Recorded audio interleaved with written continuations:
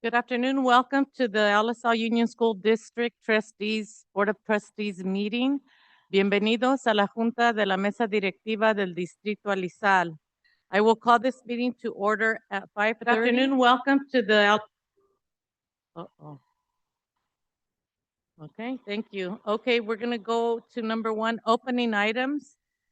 We just did A, call to order. B, we're going to ask our superintendent to please do roll call and introductions. And I think, I'm sorry, can we have someone tell the crowd out there that the meeting has started oh, they're coming in.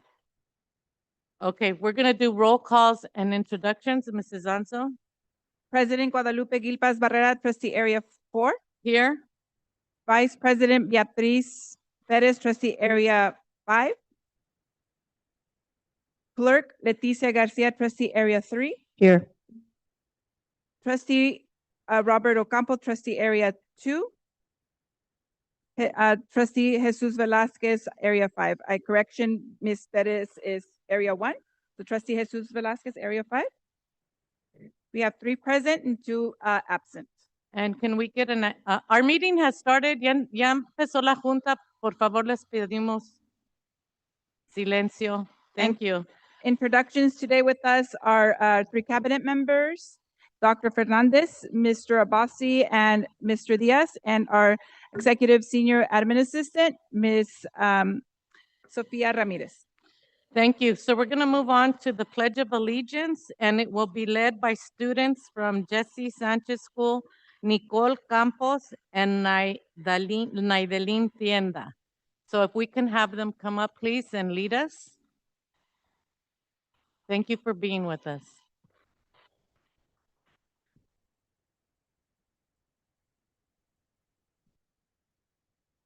Please stand. Place your right hand over your heart.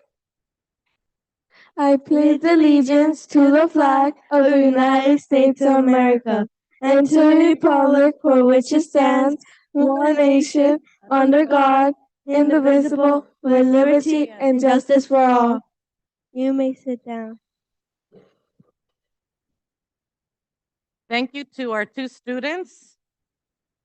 We're going to go on to Spotlight, and I was just told by our superintendent that we have 3 spotlights.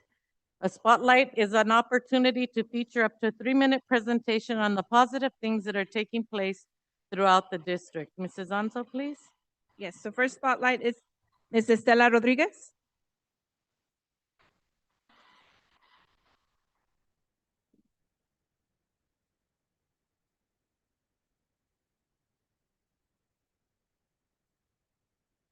Is it a button? Yes. Is it a green light? There, Yes, there we you go. Okay, good evening, board members, board president, community members. I am Estela Mercado Rodriguez, TK teacher at Frank Paul School. And today I am honored to spotlight our the LSL Teachers Association President, Amy Edwards. Amy, I had the honor of presenting the WHO Award to Amy this past weekend.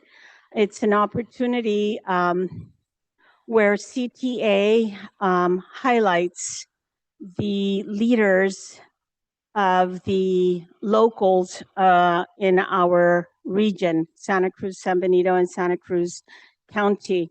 And I was Amy was our honoree representing the LSL Teachers Association. So we're very proud of Amy, her leadership in the association, the communication, her dedication to our members, to our students. And for that, we just want to say thank you to Amy Edwards for her continued leadership and her role in the relationship that we value and cherish in this district with district administration. My second spotlight, I'd also like to honor and give a big shout out and thank the staff at Frank Paul School and the community for an amazing literacy night that we had last Thursday at Frank Paul School. It was very well attended, very well presented. The children enjoyed themselves. The Family Resource Center provided many provided a dinner for the families through the Monterey Food Bank. It was just very well organized, and I just want to compliment and commend our staff at Frank Paul School. And then I would also like to invite you tomorrow. Frank Paul School will be hosting their open house. So it's always really fun to see some of our board members, some of our educational leaders walk through our classrooms and sort of see the wonderful work that our teachers and our students are doing. So we'll be there from 6 to 7:30. Okay, so thank you. Thank you, Ms. Rodriguez Mercado. Next, Mrs. Onzo. Miss Alicia Fletcher.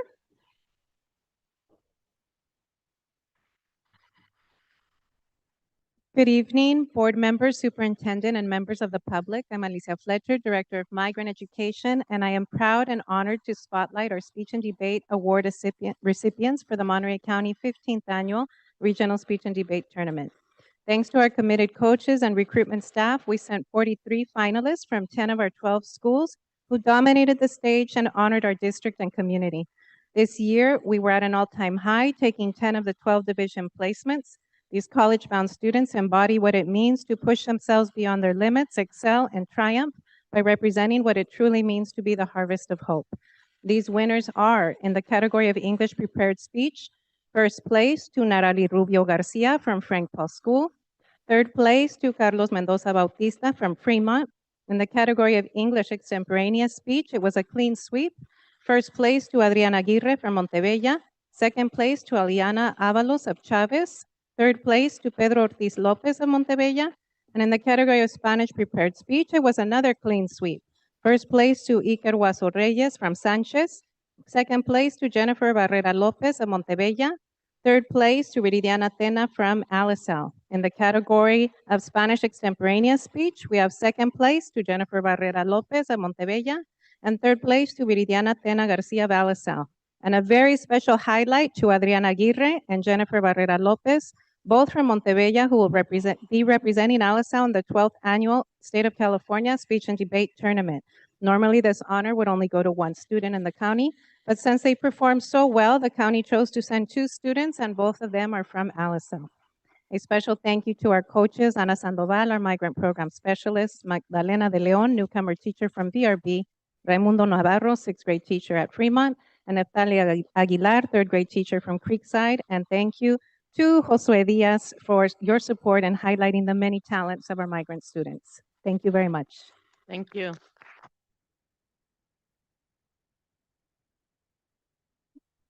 Then we have one more, Dr. Fernandez.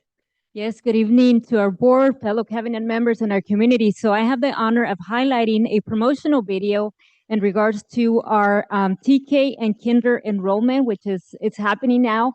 So it's really a video to highlight what Alisal is all about the wonderful program and services that we provide and the wonderful people that we have here servicing our students as well. So with that, I'll let our tech folk here take it over.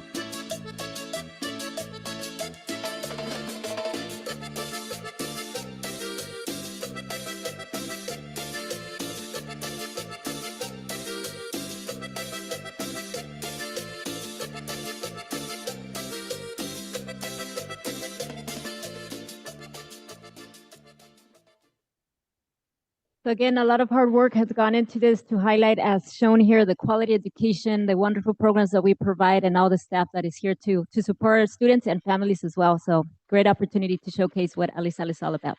Thank you. Thank you.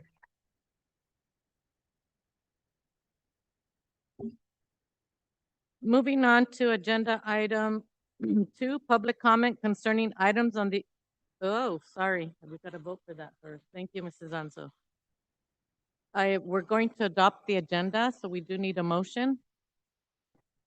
Mr. Velasquez, Second. second by Ms. Garcia.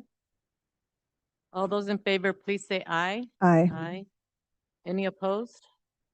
3-0 at the moment. Our other two board members are absent, so 3-0. Okay, now we're going to move on to number 2, public comment concerning items on the open session agenda and or non-agenda items. Guidelines, there will be a 2-minute limit for individuals and a 20-minute limit on total public comments. There's no ceding of one time to other individuals. Mrs. Manzo, how many do we have? We have 13. Okay, so I think everybody will get their 2 minutes. In the event that we don't, we do want to hear from the community, so we extended the time last time just by a few minutes, and we're, with the permission of the rest of the board, we'll extend it by a few minutes so that all speakers can speak. So if you can just make sure that we can do that if you're on time at 2 minutes and there's somebody taking time. So thank you. And so are the other board members okay then extending the time? Yes? Yes, okay. Thank you. So we'll go ahead and call our first, well, individuals wishing to address the Board of Trustees on open session agenda items and other items may do so at this time. Starting time is 5:41.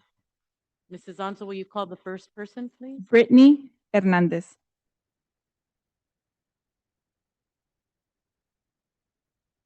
Hi, board members. My name is Brittany Hernandez, and I appeared before the boards on April 1st. I am demanding that Mr. Porras remain as a principal of Frank Paul Elementary. I understand and respect of the public opinions if they do not align with my own, but on the meeting on April 1st, 2 public comments expressed agreement to the removal of our principal. However, those 2 public members are not part of the Frank Paul community. Instead, if you see on the time minute of 46 and 10 seconds, video shows those individuals interacting with 2 district managers. This raises serious concerns about coordination, bias, and compromise process, and raises concerns about outside influence and conflict of interest. These circumstances call into question the fairness and transparency of the board's deciding making. Let me be clear. Parents expect decisions about our children and our school to be made with transparency, honesty, and accountability. What occurred on April 1st is not met those standards. On April 13, parents received a message from the superintendent stating the decision was final, yet no legitimate explanation has been provided for Mr. Porras' removal. Declaring a decision final without justification is not transparency. This is avoidance. We, along with other parents, are demanding a formal evaluation of the superintendent. This situation reflects a clear abuse of power. Parents are not intimidated, concerned, and our concerns are being dismissed, and decisions are being forced without accountability. That is not leadership, this is control. We will not accept decisions made behind closed doors or influenced by questionable relationships. We will not remain silent while the integrity of our school is compromised. Mr. Porras has demonstrated consistent leadership, stability, and genuine care for our children. Removing him disregards the voices of the family he serves and harms the school community. I expect a full, transparent investigation, clear accountability, and a public response outstanding the findings. Anything else only reinforce the community loss of trust. Thank you. Mr. Jones.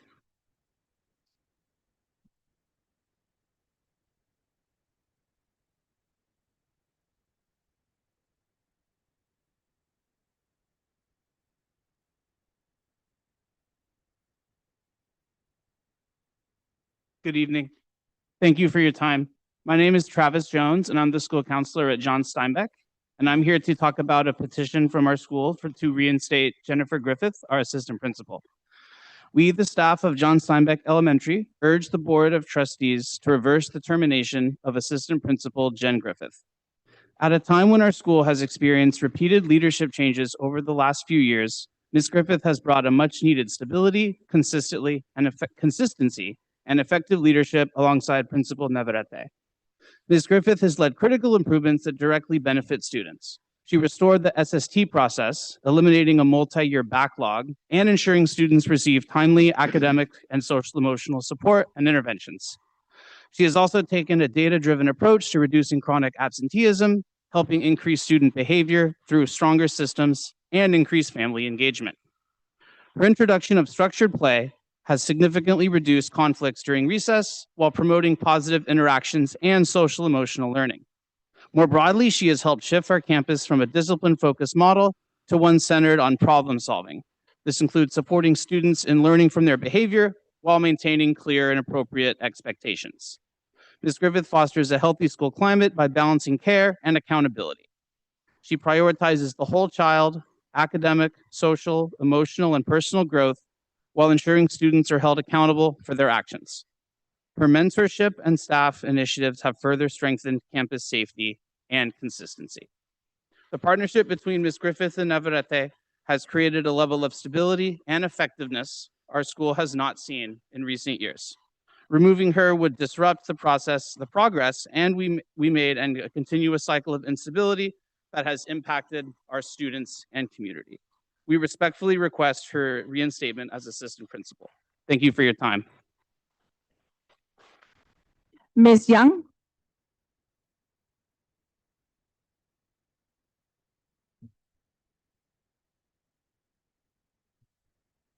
Good evening. I'm Ms. Young, a Steinbeck teacher since 2013 and the current ATA organizing chair.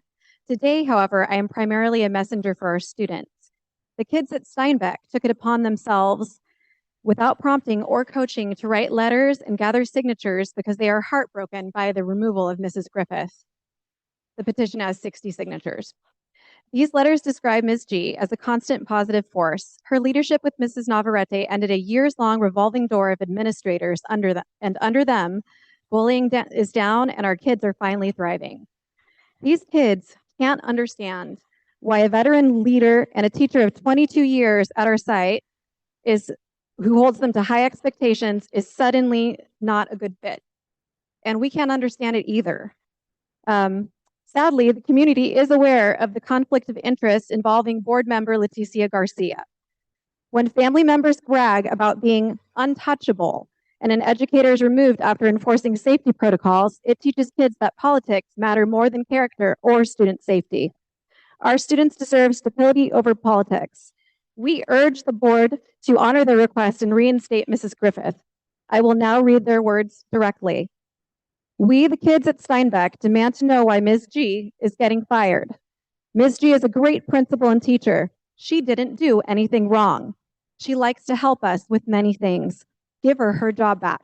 That had 60 signatures. My name is blank, and I am in fourth grade at Johnny Steinbeck. I want you to let Ms. G stay at this school. One reason is she's a good vice principal. When a person is getting bullied, she stops it and takes care of us, and the bullies get in trouble. Ms. G makes us feel happy, and we love her, and we want her to stay. Stay is capitalized. Hello, my name is blank, and I am in fourth grade at Johnny Steinbeck. I want the school board to let Ms. G stay. One reason is she checks on us when people get bullied, the bullies get in trouble. And there's one more. I will leave copies. Thank you. Dr. Cabrera?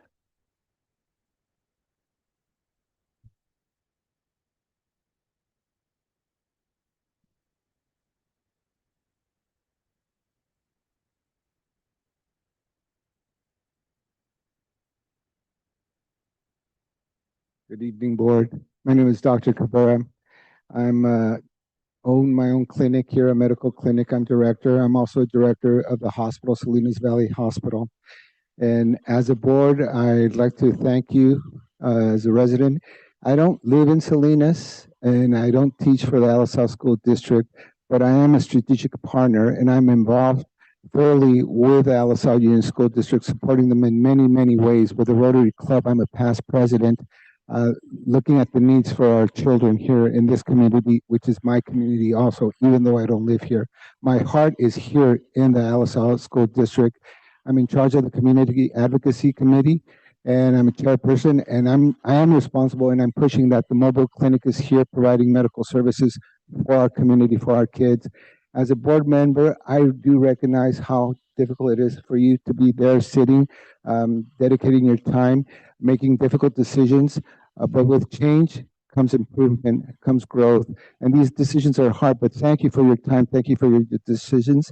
And thank you, Ms. Ansel, for being here and dedicating your time to us. Thank you. Ms. Estela Rodriguez?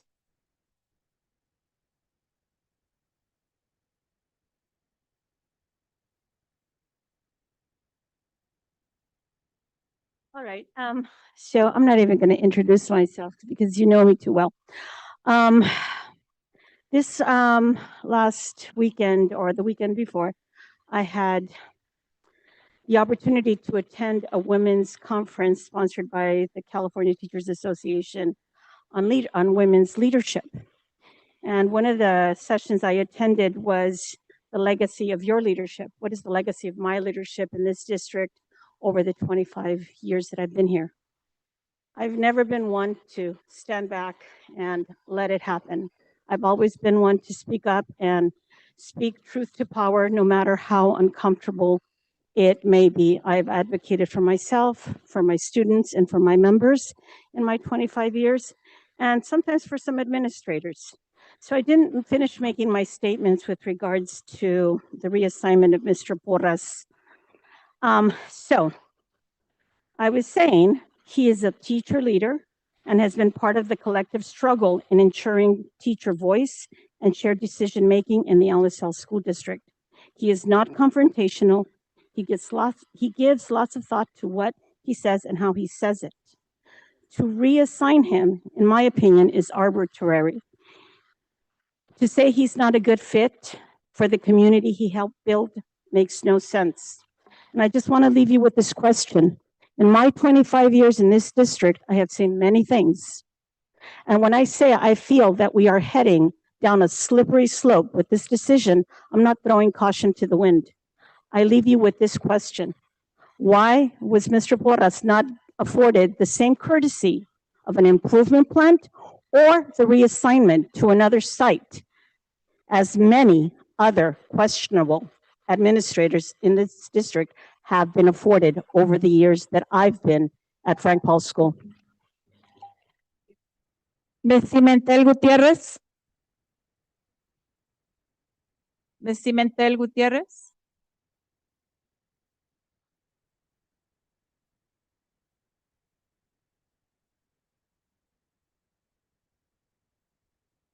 Good evening, Board of Trustees, Cabinet, and the Alisal community.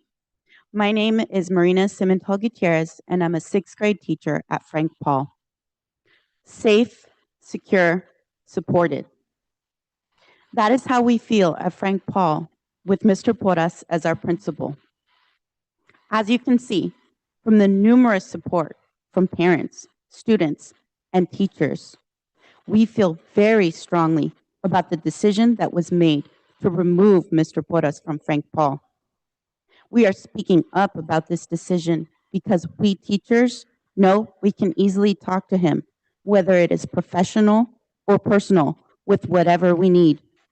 Students enjoy talking to Mr. Porras, and the highlight of the upper grade students was the fishing trips with him. Parents feel comfortable talking to him, and they see the way he greets the students in the morning and interacts with them. We felt blindsided by the news that Mr. Porras will no longer be at Frank Paul. We do not feel supported by this surprising decision. When you walk into Frank Paul, you feel the energy and warmth, and that is due to the fact that Mr. Porras is our leader. The leader sets the tone for the school. There has been little to no movement of teachers leaving Frank Paul over the last 10 years because we are happy there with our principal. We are disappointed with this decision. Look at our dedication. It's clear that he has made an impact on all of us.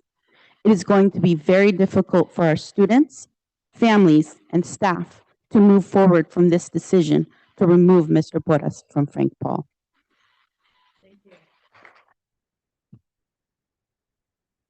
Ms. Natalie?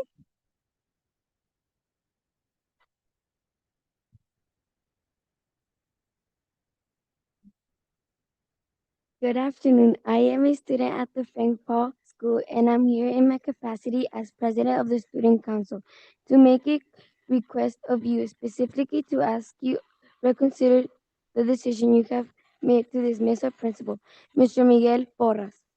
My voice represents many of my fellow peers. We hope that our voices are heard, considering an education that is truly worth of our dedication and performances. As a Frank Paul student, if you, as the board of directors, truly wanted what is best for us, your students, to you would value that understand that learning of our principles dismissed has taken a significant emotional on many of us. If only you knew the situations that many students face at home, such as the lack of stability. For example, when our parents are separated, or some days we stay with mom and others with dad, that means that the only way stability we have is our school. This serves as one of the ways in which many of us students feel complimented to ask you a favor, not to remove our principal. For me personally, and for many other students as well, he has been someone who has helped us envision new horizons. Being a source of strength above all, he has fostered a sense of genuinely well-being among us. With our hearts and our hands, we do not want to be provided of stability we currently enjoy, given that our parents and teachers had already been fighting for the same cause. We now ask that you demonstrate to us what the true leadership looks like, the kind of leadership that, as a governor board, should be dedicated to educating for our well-being, for into past decisions we've never made. Account and to truly make us feel safe and valued as a community within to Alice South District. Thank you. Thank you. Blanca Miranda?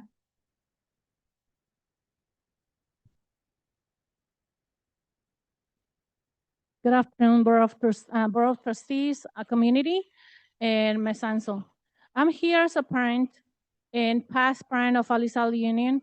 I would like to ask you to take in consideration your decisions. I'm not here to tell you how to do your job.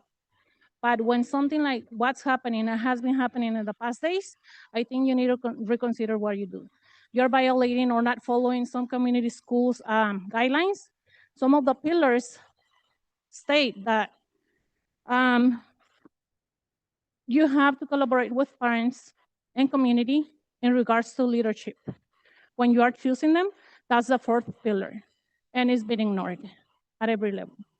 So whenever I seen some parents speaking to you and I see no response, or I mean, those are the comments that I hear, that there is no response from you guys, your seats are devoted to the community. If you hear that Mr. Porras is a great principal and children see him perfectly, and they think he's a father figure, you're violating and putting in jeopardy the well-being of the students mentally. That's a hardship.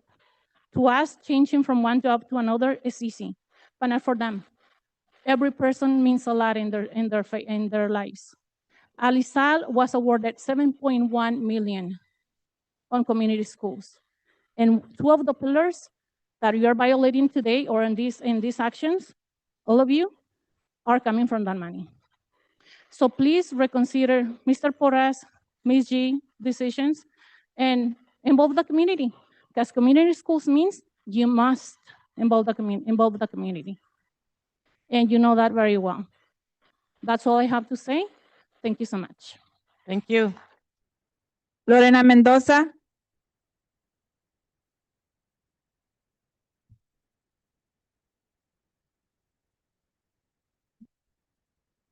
Dear board members in Alisal Union School District, my name is Lorena Mendoza. I'm the mother of a Frank Paul School, and I'm here in support of Mr. Porras. It is concerning that the well-being of our children has been affected mentally, emotionally, and physically due to the anxiety that you have caused. Today we stand here once more with our loved ones as a community. We see the importance of our voices. We have attempted so many times and on too many occasions to communicate with each one of you. And our voices are not being heard. It is much disappointment that you don't represent us, which the lack of care of our children for our children shows. We're not going to stop advocating. You're going to be seeing us here, and you're going to be hearing from us. We're not going to back up until you revoke your decision in terms of Mr. Porras, Ms. G, to continue working until they decide otherwise. We deserve an answer and respect, and that is to respond to our emails. You may reply to the parents only, like reply just directly to us. You don't have to reply as a group in order to maintain your the Brown Act as well. So there's different ways of getting back to us, please. The exact way you are using the money in renaming the Cesar Chavez Elementary, that's exactly the same approach that we would like you to use in this case. The prompt and urgency in renaming the school is the same action we want. And we know it is possible. It's just a matter of time. Thank you so much. Please consider the well-being of our students. We do have an increase in terms of they're really feeling sad and being affected. And do your job, please. We're here to Thank you. Mrs. Contreras?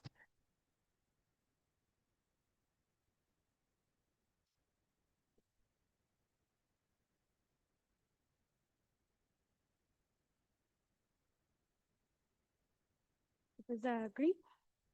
I have to press the green button. No, I think it should be on. Buenas tardes, querida mesa directiva. Me presento para abogar en favor de nuestra escuela Frampo.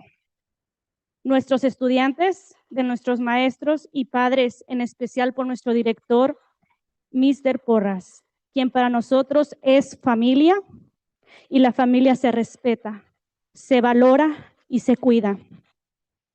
Les pedimos de corazón y con el derecho de autoridad y responsabilidad que se respete nuestra familia. Frampo, Mr. Porras. Mr. Porras ha y sigue dando todo de sí. Es injusto separarlo y dividir nuestra familia. Esto jamás será olvidado y ya han dejado una huella y sufrimiento. Consideren la decisión en la cual nosotros no somos parte y queremos que nos respeten y nos tomen en cuenta. Te queremos, Mr. Porras. Gracias. Bendiciones. Thank you. Mrs. Cecilia Ortiz? Before that, we're going to get the translation, the interpretation. Okay. Thank you, Mrs. Alonso. Thank you.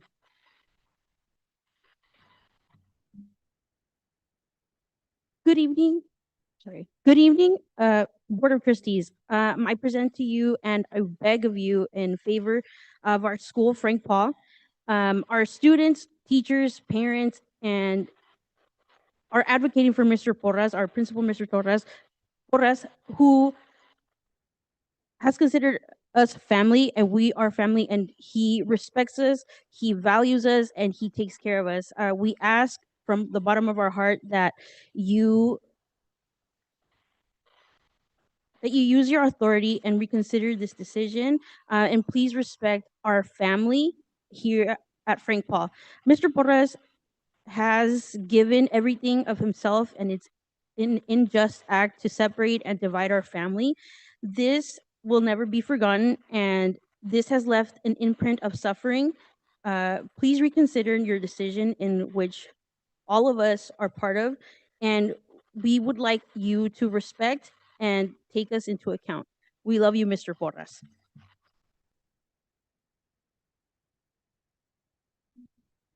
Ms. Cecilia Ortiz.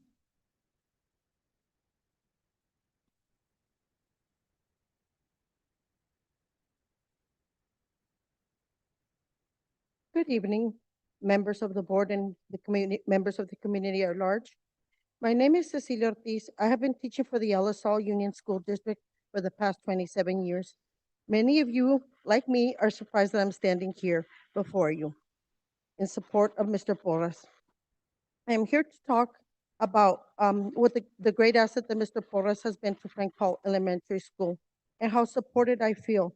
Mr. Porras tries to support teachers by sending us to trainings that we request or trainings that he feels we benefit from.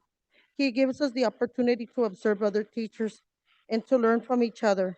Moreover, he helps us get materials and training needed for us to be successful in our teaching.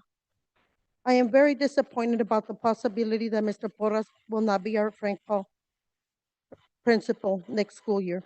The uncertainty at our school has added unnecessary stress to our community. You can hear the students talking to each other about Mr. Porras and what the news reports have to say. My students have asked me questions, but I don't think that I'm the right person to respond to their questions. Instead, I asked them to talk to their parents about their thoughts, their feelings, and their concerns. What I want to share is that Mr. Porras is also a very compassionate individual. I will always be grateful to him for all the support he has given me, both as a teacher and as a parent. A few years back, my family and I went through a very scary medical emergency. And even though Mr. Porras doesn't know the details, he doesn't know what happened, he was always there supporting me and finding me a sub. I will never forget that. Parents and teachers that I have talked to have shared with me that he has shared the same compassion and kindness towards them. May God bless him always. Thank you. Thank you. Ms. Valerie Cruz.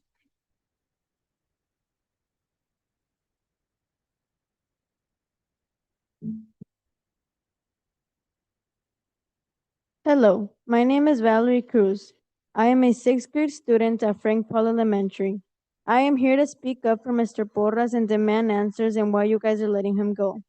I have been at Frank Paul for 8 years, and Mr. Miguel Porras has shown me that I can always trust him. Every morning, he is outside waving to kids and welcoming teachers and parents. He is an amazing principal who takes kids fishing, and he always checks up on students to make sure they are safe. You're asking the community to voice their opinion on what type of leader they want, and we're here united together to show you who we want.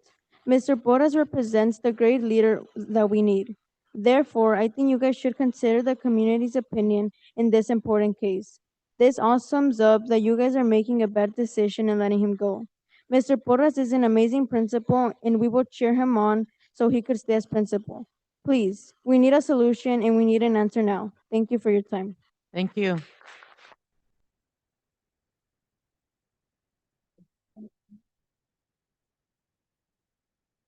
We may have skipped one person. I think Ms. Clemente, did you come up already or Yeah. she? Oh, no. No, yes, Okay. I thought I was you. waiting for her. Okay. Good afternoon, everyone present. I'm not here to tell you what a wonderful principal Mr. Porras is. I think we all know who he is based on the support that the people are giving him. Instead, I am here for two things: to remind this district who they represent.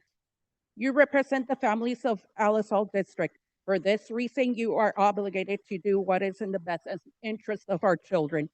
Believe me when I say your decision will not be final. We will not sit while our schools crumble to pieces due to your politics. We will continue to fight for our children's future. Revoke your decision to remove Mr. Porras and Mrs. Griffin. Let them complete their leadership in our schools. Our community gave you the support as board members and superintendents to be in the position that you are. Now give us that support back. Buenas tardes a todos aquí presentes. No estoy aquí para demostrar lo excelente que es Maestro Porras. Creo que todos lo sabemos por el apoyo incondicional que está recibiendo. Estoy aquí por otras dos cosas. Estoy aquí para recordarles al distrito a quién representan. Representan las familias del distrito de Alizal. Por este motivo están obligados a escuchar a nuestros intereses y lo mejor para nuestros hijos. Las necesidades de nuestras familias también. Su decisión no será definitiva, créanlo. No vamos a permitir que se derrumbe lo que con esfuerzos y sacrificios ha formado el señor Porras. Revoquen su decisión de remover al señor Porras y a la señora Griffin. Cada uno de ustedes está en la mesa directiva y como superintendente por el apoyo que han recibido de esta comunidad. Esperamos lo mismo a cambio. Gracias. Thank you.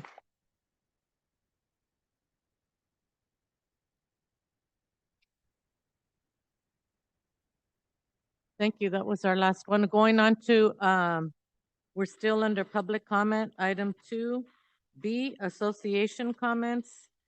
Alisal Teachers Association.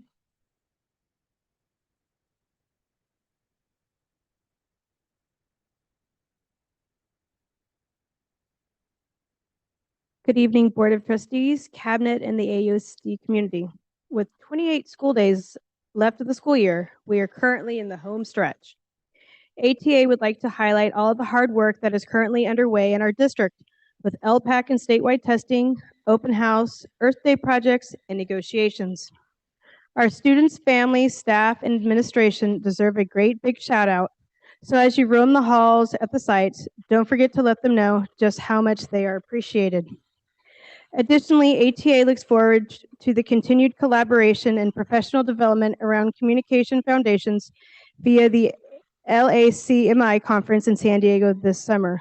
Also, breaking news, I just found out from CTA that CTA and allies gathered over 1.6 million signatures in effort to qualify Prop 55 extension for the November ballot. So they are currently counting, validating those signatures and making sure that they are valid, and hopefully we can get Prop 55 on the ballot in November. Thank you. Thank you. California School Employees Association, Chapter 577. No? Okay. United Substitute Teachers Union?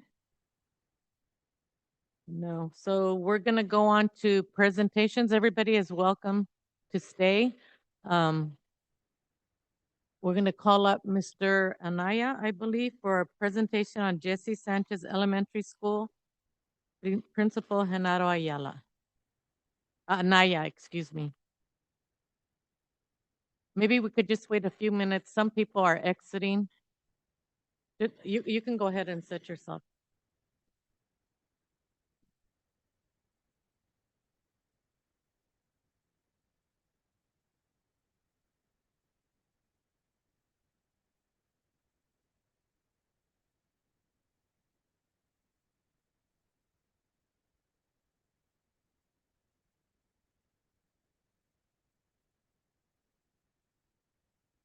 Sophia.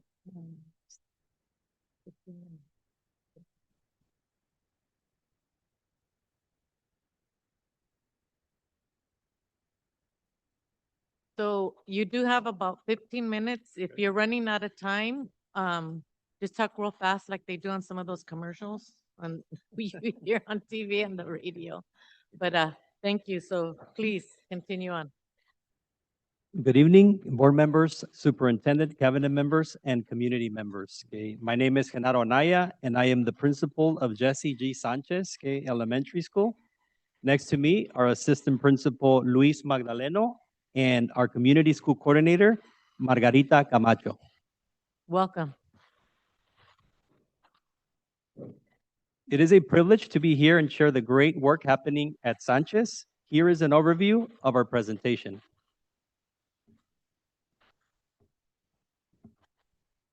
Our school is named in honor of Jesse G. Sanchez, a dedicated local community leader, an attorney, and longtime LSL Union School District board member who served for 12 years before his life was cut short by cancer. Each year, we hold an assembly to celebrate his birthday members of his family attend the celebration. It's a special event. Our school serves students from TK through sixth grade with a total enrollment of 610 students. We offer 11 one-way bilingual classrooms, 9 English language classes, and 4 structured English immersion classes. Additionally, we have 3 communication social skills moderate, severe special day classes. Our population includes 72% English learners, okay, 25% homeless, which is the highest in our district, and 15% migrant students. In 2024, we reclassified 35 students, okay, and in 2025, we reclassified 57 students, okay. Of those 57 students, 22 students were fifth graders, okay, and there was one student that was an STC student that we were able to reclassify. Our goal is this year is to reclassify 70 students.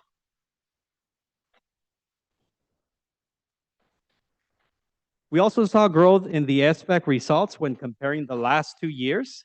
We remained at 22%, met exceeded in ELA, but we met our goal in math and science, improving by more than 7%.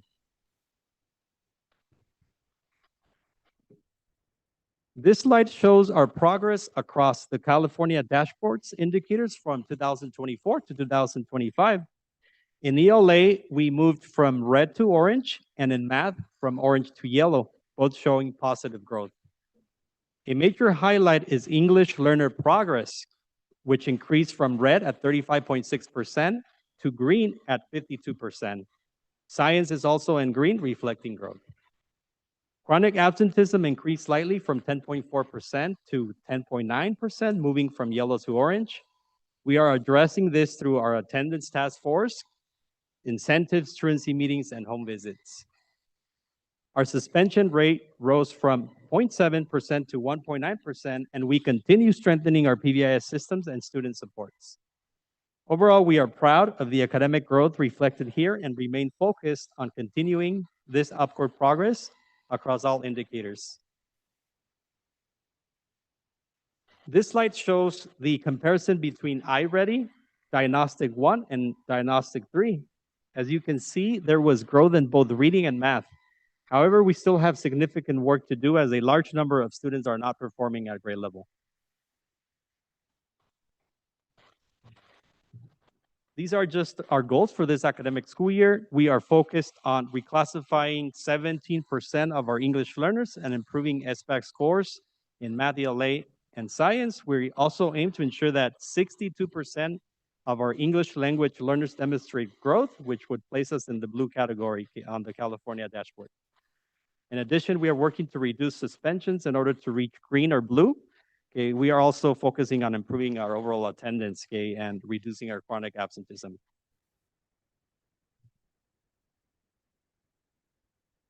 This year, we partnered with Sweat 3 to facilitate our PE minutes, allowing teachers dedicated time to collaborate while students participate in structured physical education activities. They come on Tuesdays and Thursdays, okay, and our students are really enjoying these activities and are staying actively engaged.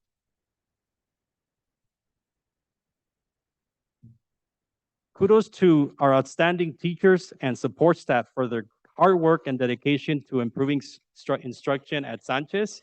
Teachers improve instruction through teamwork and data-driven practices through our PLT meetings, Super Wednesdays, the sweat time. They identify priority standards, use the vital protocols, analyze student work, and create common formative assessments to adjust instruction and better meet the needs of students. It's VITAL. So VITAL stands for Visibly Improving Teaching and Learning, and is a structured cycle for analyzing standards, strengthening lessons, and observing instruction, and examining student work.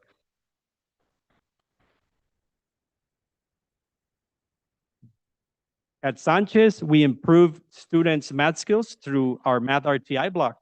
Teachers provide a 30-minute Math RTI block 3 times per week, focusing on priority standards and targeted small group instruction. This instruction is guided by student data and assessment results to ensure the support is intentional. Please welcome Mr. Magdaleno, our assistant principal. He's doing a great job with many duties such as overseeing our enrichment programs and our PBIS. Good evening, everybody. It is a pleasure to be here. At Sanchez, PBIS is our school-wide framework for teaching and reinforcing positive behavior. We focus on 3 core expectations: being respectful, responsible, and safe. We bring this to life through clear, consistent expectations across all classrooms, along with positive recognition systems like our Hawkbox. Students earn Hawkbox for demonstrating positive behavior and use them to participate in monthly PBIS events. We also provide tiered supports to ensure all students receive the support they need to succeed. The goal of PBIS is to reduce behavior incidents, maximize instructional time, and create a positive and safe learning environment for all students. This slide highlights our wellness team, which also serves as our cost or coordination of services team, supporting students with their social, emotional, and mental well-being. Our counselors, psychologists, social worker, and ESS clinician provide a range of supports from counseling to more intensive Tier 3 services. At the same time, our community schools coordinator and parent education specialist connect families to important resources.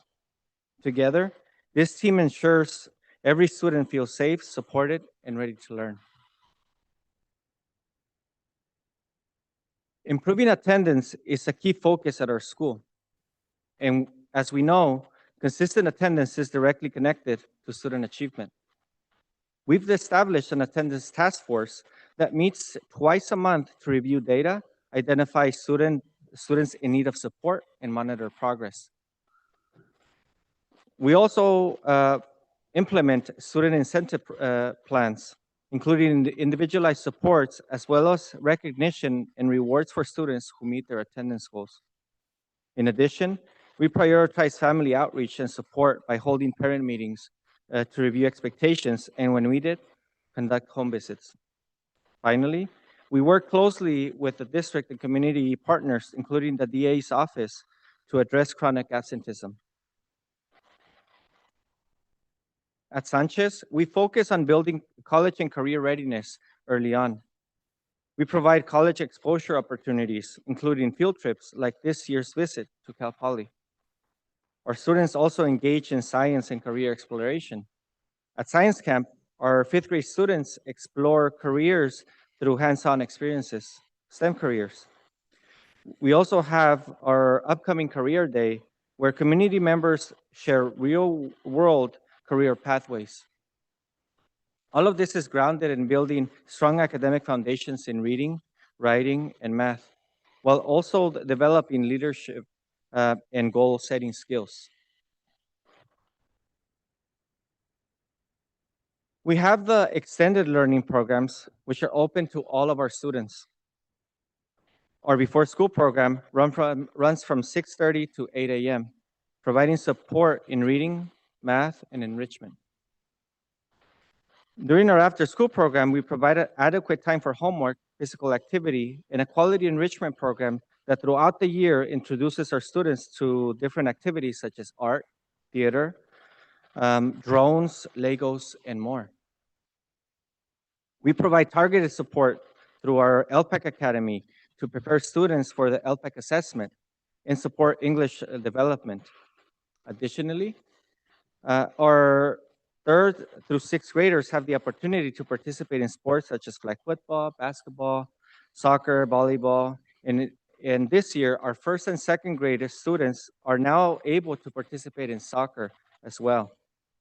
Furthermore, in collaboration with the Hartnell College Foundation, throughout the year, we offer Saturday programs like the STEAM Academy and NASA. Overall, these programs give our students opportunities to stay engaged, build skills, and grow beyond the classroom. Please welcome Margarita Camacho, our community schools coordinator. She's doing a great job increasing parent involvement and engagement at our school. Good evening, everyone. Thank you for the opportunity to present on community schools.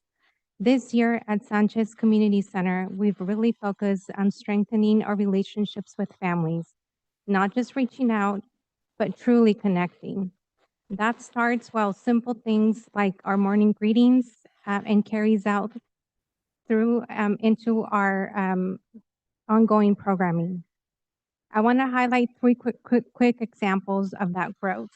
First, our cafecitos have more than doubled from about 20 families to over 50 per session. It's been great to see parents building connections with each other. Second, during the holidays, we partnered with local organizations like the Alisal Rotary and the Prunedale Grocery Outlet to distribute over 250 turkeys to our families and staff, helping ease seasonal stress. And third, through our work with Salinas Valley Live Well program, we took learning outside the classroom. We walked with parents to a local market and worked hand on hand, reading labels, comparing prices, and making the most out of a tight budget. All of this is really about giving families practical tools and a strong support system. As I want to give a quick shout out to Adriana Velasquez. She's our parent education specialist, but was not able to be here with us today. She does an amazing job personally reaching out to families and making those connections happen. We also focus on supporting the whole child through school-wide events. Our first posada was a great example of that. Everyone came together, from teachers to custodial staff to our wellness team, to make it happen. Our community partners have also been incredible. We were able to give every student a toy during the holidays, provide bikes as attendance incentives, and organize a jacket giveaway for families in need. This was made possible by generous donations from the Rubio Foundation and the Sahab family.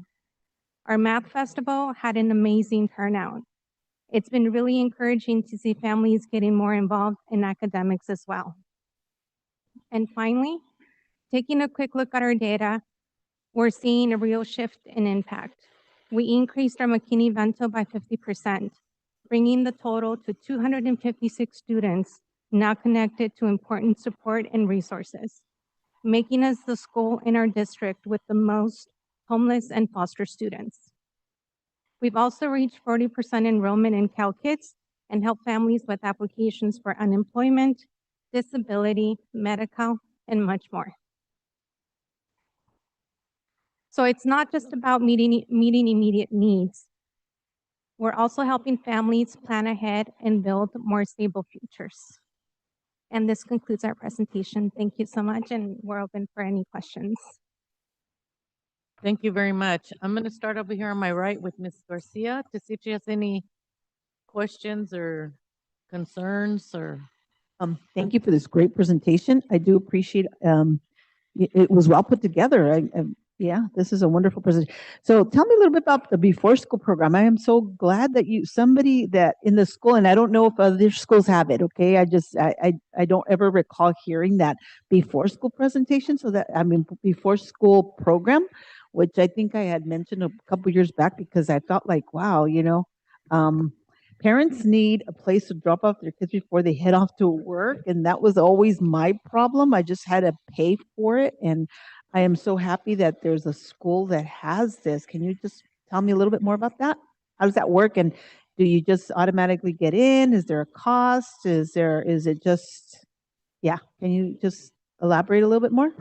Yeah, so basically we're one of the sites that we get funds for the before program, okay, and there is an application that the parents need to complete as well, and it runs from 6:30 till 8 o'clock. Okay, Yeah. this year we had 2 teachers working, okay, and we had about 30 students, Mr. Magdaleno?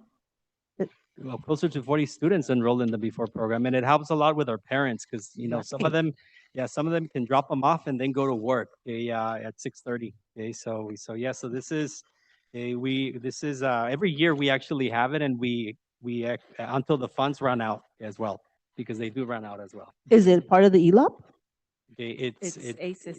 It's ACES. Yeah, Yes. it's ACES. Correct. Okay, so it's a different funding source. So yes, it's actually a program at MLK. It's a funding source for MLK and Sanchez. They've been grandfathered in through the state because it was originally part of the ACEs, and as they were eliminating it, the two schools were able to keep it. But ELAB can also, you can also use ELAB money for before school, right? I mean, Yes. I remember looking at that grant a while back. But thank you. I really do appreciate that. I'm almost certain that the parents that are going to your program really do appreciate having a place to drop them off. That was always a big problem as a working mom. Where do you put your kids when you have to be at school at 8? It's so hard. So thank you for that. And Yeah, and it's usually like 30 to 40 every year. thank you. This is something that they asked for. No. They, since the beginning of the school year, this is they're asking, okay, when is the before school program going to start? Right? And we do see the need, sometimes coming in really early and then seeing children dropped off. Right? Right. We open the doors for them, but it's always best for them to be inside a classroom. So, we're lucky to have this program at Sun. Right. And thank you for this presentation. It was well put together. Thank you so much for your team. Thank you. Thank you. Trustee Perez? I just love all the engagement you guys have for the students. It shows in your pictures and I hear it from people.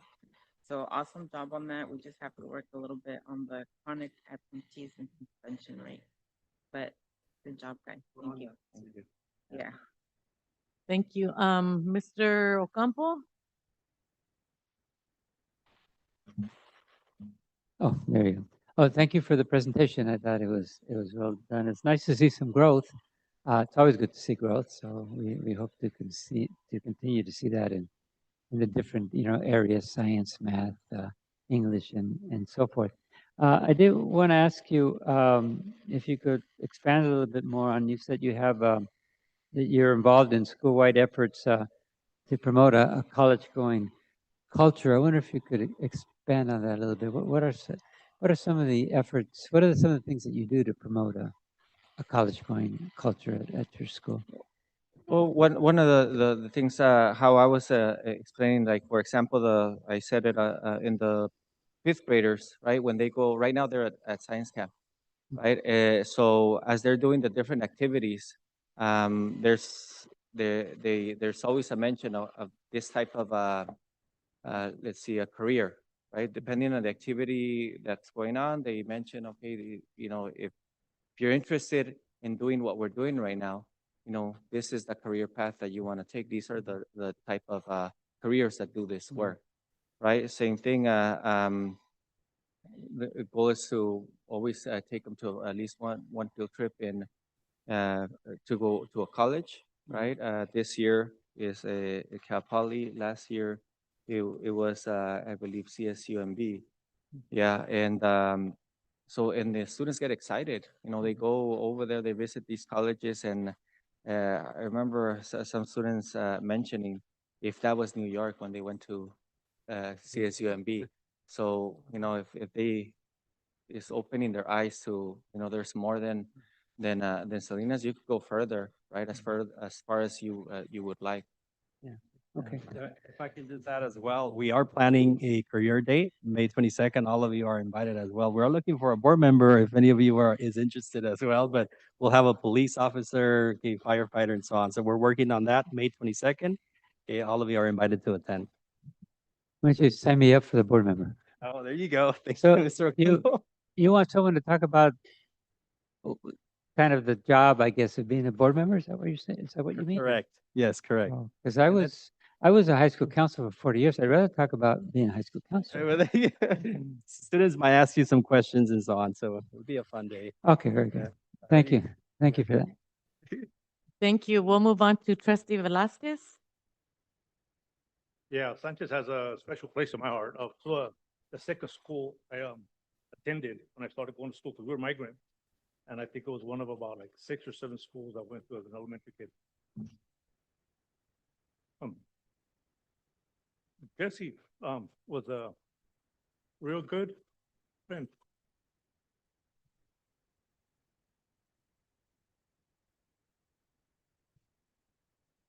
Sorry about that.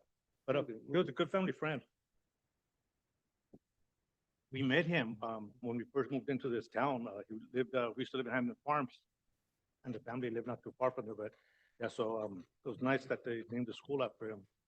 But anyways, yeah, that school's always had a special place in my heart for that. But, excellent presentation. What I did want to say is I think, I heard that you had Adriana Velasquez there doing very successful things. I think it's all contributed to her last name, just mental prejudice. But I do believe that that's helping her quite a bit. Anyways, just want to say I thank you for your presentation. It was very nice done, and, appreciate everything you did. Thank you, and hopefully you can attend our Jesse Sanchez event next year. Thank you. Thank you. And also I was able to, I'm sorry, were you finished? I was able to go, I think the school celebrates his birthday. Yes. And some of his family members go every year.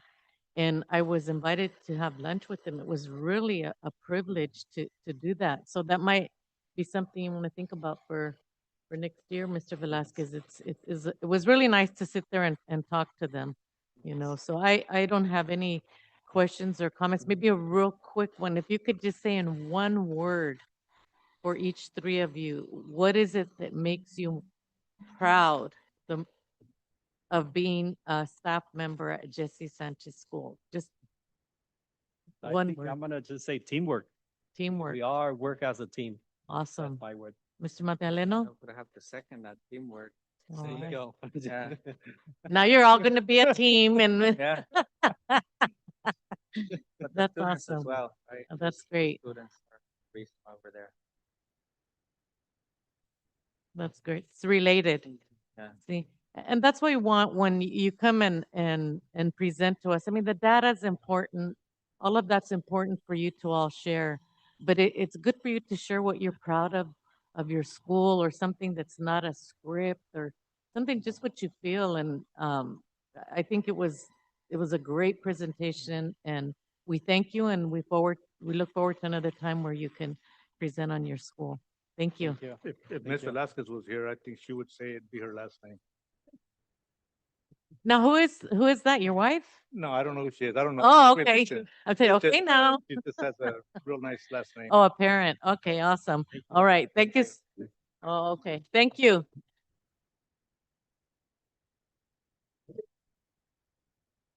Thank you. So now we're going to go on to department presentation.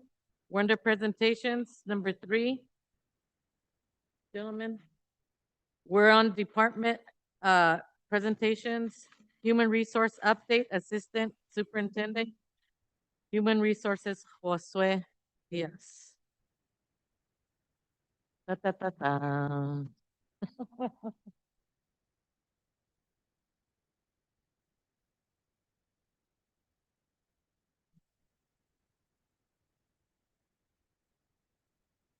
Test it out real quick. Here we go.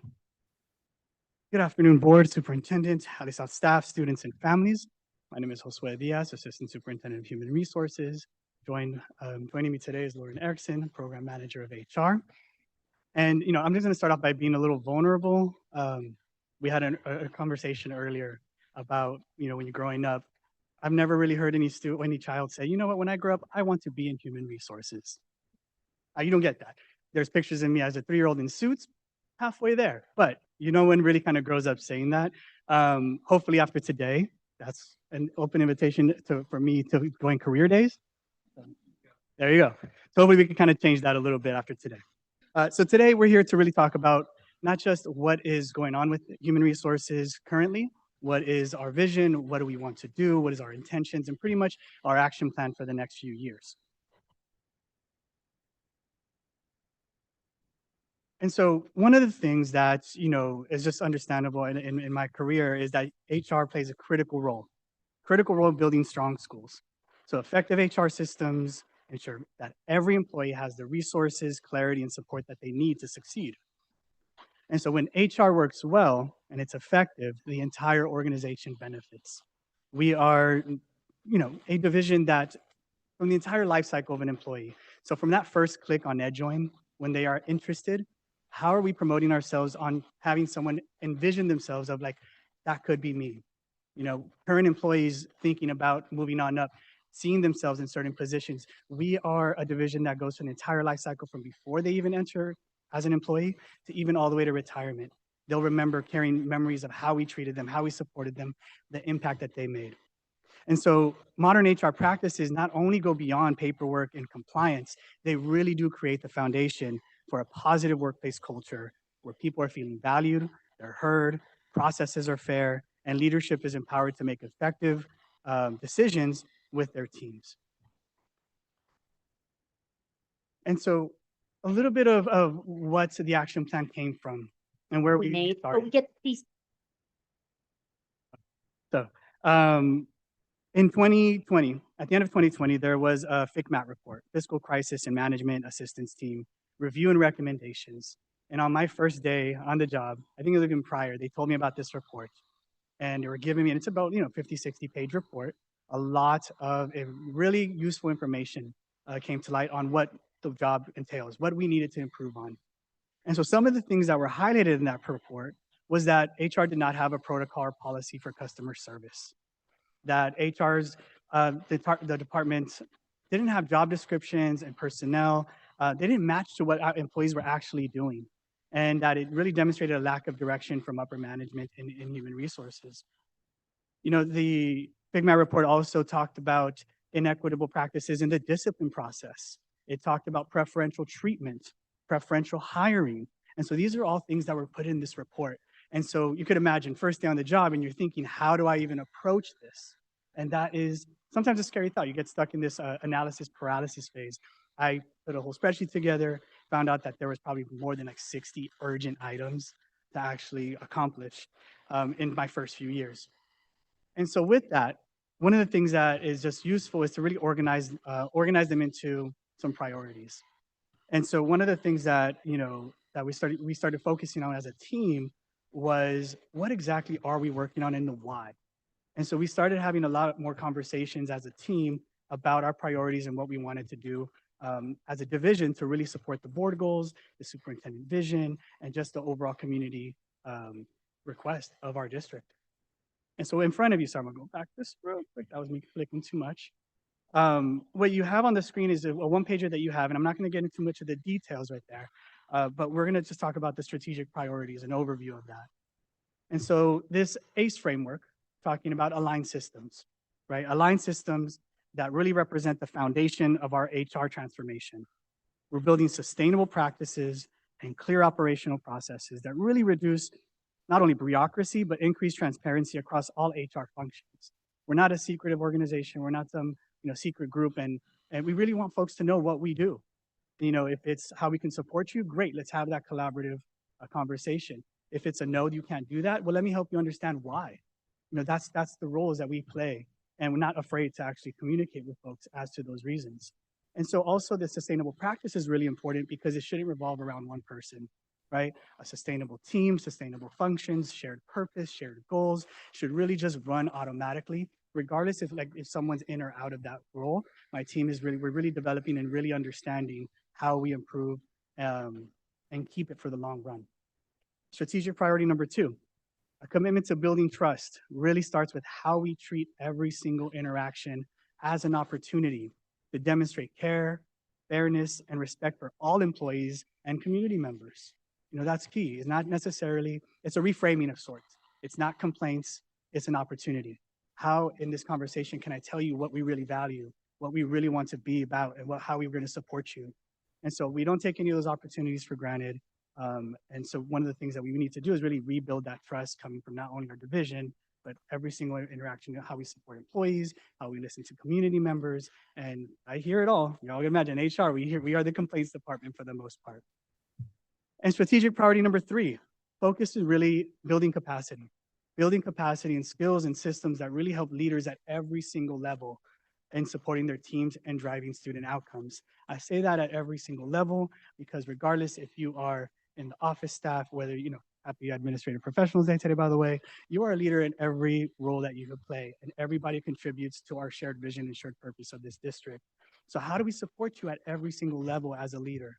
And, we all know titles don't automatically give you that leadership aura to run, programs or just have influence in a community. That could be I know a lot of even like the crossing guards have a lot of influence, our custodians have a lot of influence. And so leaders at every level really building the capacity and growing their skills and supporting them. And so those are overall, strategic priorities. And so that long list of what I talked about really falls into those buckets. Now, some of the little highlights I would say of enhancements, not changes, but enhancements that we've done since my time here has really been about reducing, making things more efficient, I would say, right? Reducing interview time and onboarding for certificated substitutes, screening and hiring panels are now digitized and more efficient. HR screening is being done a lot quicker than before. Classified hiring, really empowering our hiring managers to understand the role that they have and actually making that final decision.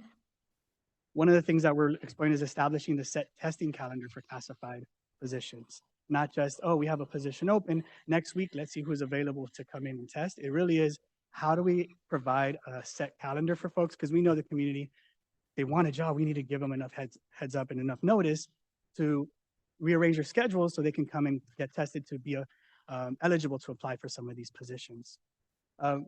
On onboarding with increased responses, we are reducing cost overall by reducing paper and mailing use.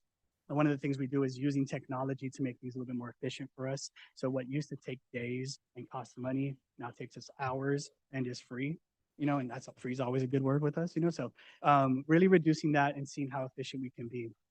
The other thing that we'll do, of course, that we're working on is absence management, reviewing of salary and job descriptions in response to that ICMAT report, constructing HR toolkit for managers, right? Not just being the collaborative partner in discussions, but empowering the leaders and saying, hey, this is, give me a call if you need help. Here's a document that we can review. So it's really about that building capacity in all our leaders.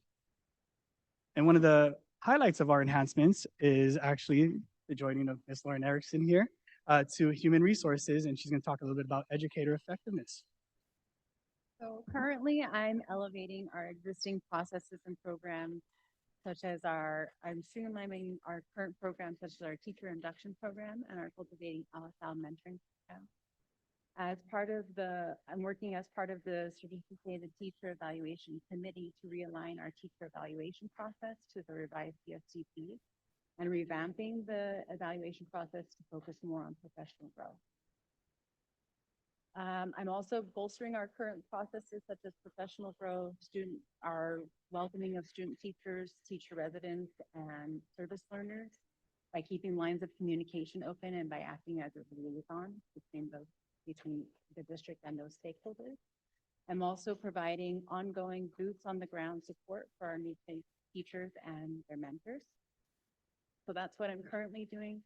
The future for our department in terms of educator effectiveness is just creating stronger, more effective systems of growth and support, continuing to advocate and strengthen our training and support for our bilingual teachers, continuing collaboration with Ed Services to ensure professional learning aligns with our district goals, specifically currently teacher clarity, building capacity of our coping LSL mentors to support our district's newest teachers, and those are the teachers that are currently working on earning their credentials still.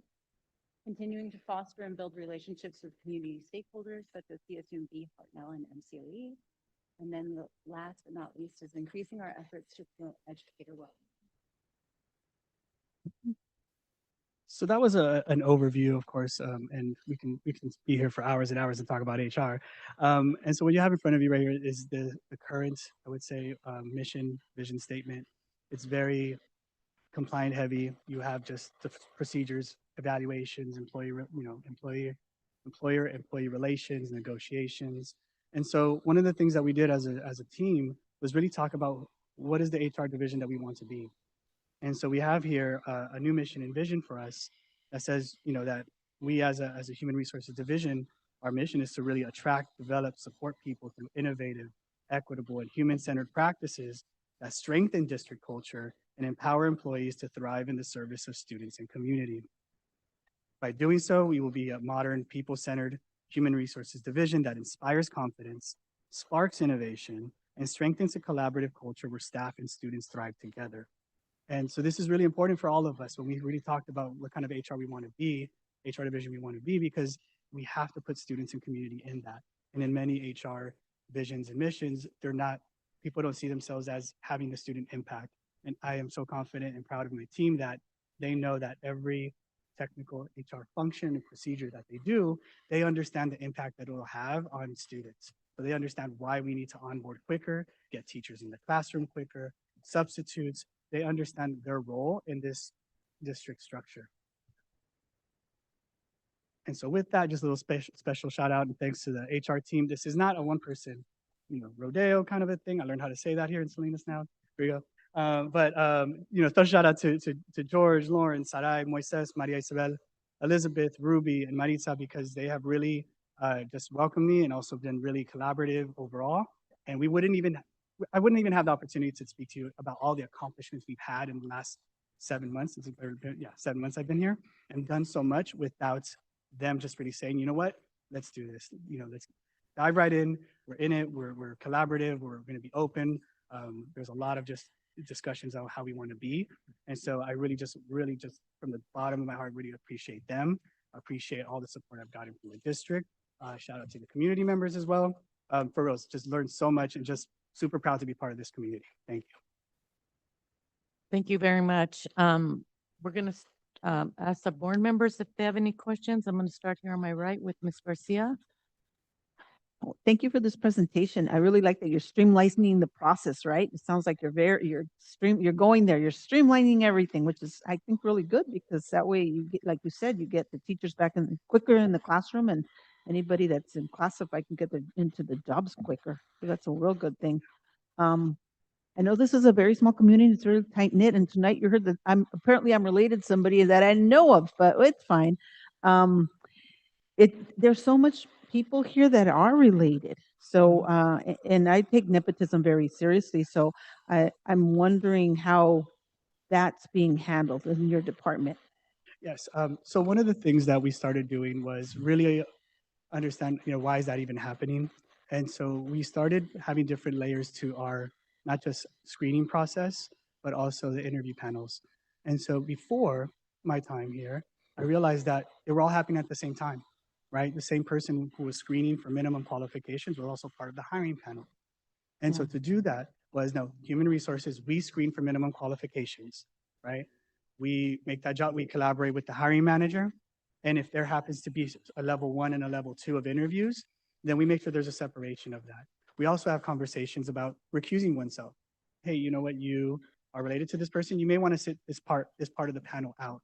And you have to trust the people that you put on the panel to make that decision for you. And of course, that's going to be a little struggle in growth areas and how we implement that. But it's really important that we do so that we can actually protect ourselves as a district to say the best person got the job regardless of relationships. Right. Thank you so much for that. And also one more thing, and is there any pathway for administrators? Like, in other words, I know we talk a lot about teachers, and that's wonderful because we need teachers and we need classified. But I know that there's a lot of good teachers out there that in the past have taken on leadership roles. Is there any pathway to administration that route? Administration or administration in human to resources? Administration. Pathway to administration. So that's something that we can definitely start exploring. I'll add it to my list of like 70 something things to do. I'm asking if you have it. I didn't, no pressure.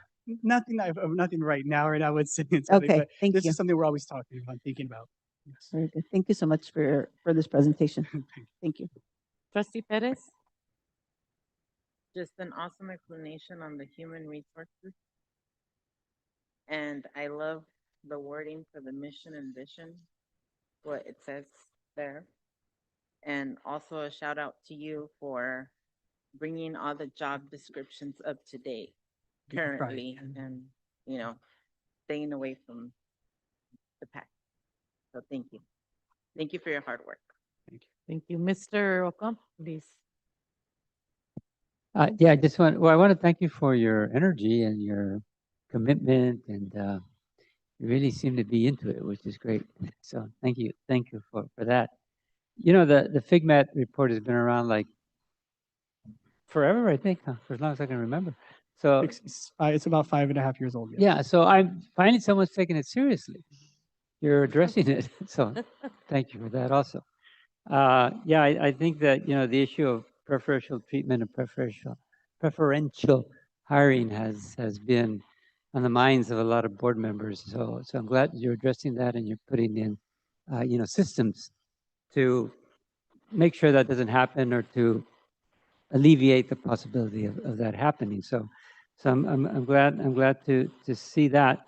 Well, there's a lot of things here, but I think that just the last thing I want to say, because I don't want to go on forever, is and this is just something that I would like to see. I know you're busy, right? If you have time. I'll add another one to the list. If, It's if okay. you have time, I really would like to see if it's at all possible, some effort to try to bring back teachers from Mexico to come and on some sort of visa and come and work with our students. I know that's very complicated. I know there's a lot of paperwork. There's a lot of dealing with two countries, finding housing, on and on. It's extremely complicated. Years ago, I remember that there used to be teachers, I think, at the high school district that would come in and teach our students. And I would like to see that if that's possible at all. Just a suggestion, I don't know. It's my own personal thing. I think that like, teaching our cultura to students is really, really important because I think that our cultura has a lot to offer. So I have this idea that teachers from Mexico would be able to do that.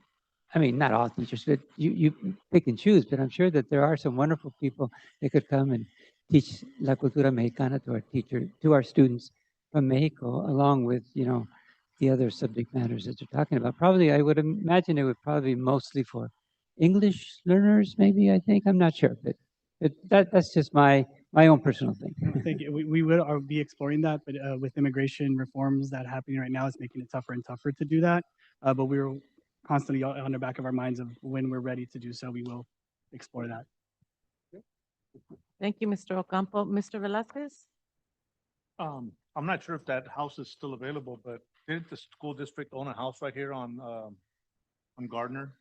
That, at the time, back then, when we did bring teachers from Mexico, they would partner, they all were staying in different rooms in there, but it was a house, I'm not sure if we even still own it.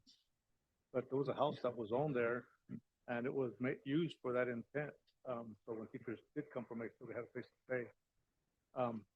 And following along the lines of Ms. Garcia, with regards to the about a pathway for teachers to become administrators, there's a book that we talked about called From Good to Great, and it talks about promoting from within and how you bring in the right people after they get some programs set up like what you're doing set up, and you promote from within. I know that not every position can be brought in with people from within, but a lot of positions can.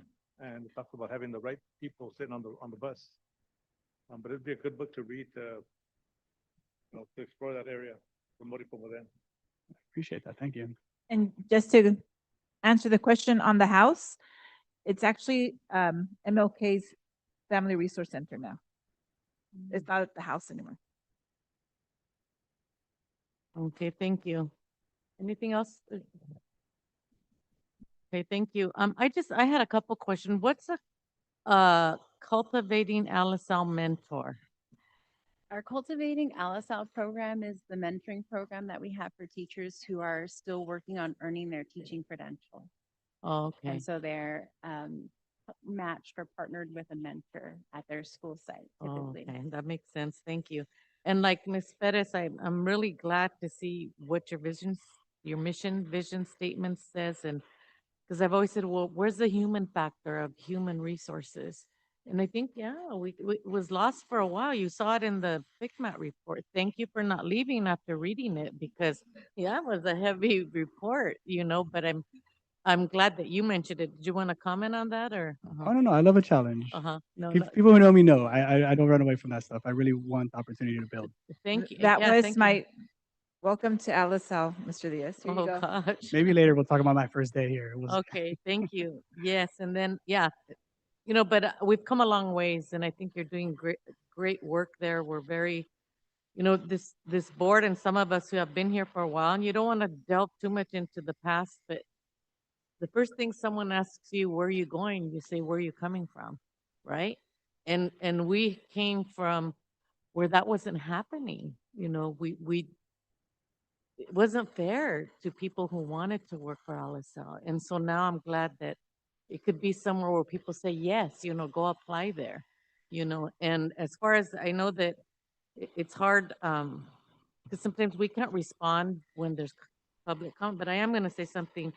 I have seen Ms. Garcia more than any other board member excuse herself because there may be a conflict when we're in closed session. You know, so to say that, you know, she's showing favoritism to family members, I don't know, I've never seen that. And I work with her. And like I said, I have seen her walk out of that room and say, this is something that you know, very fair, you know. So I think that I just felt the need to say that. We have a really good team here.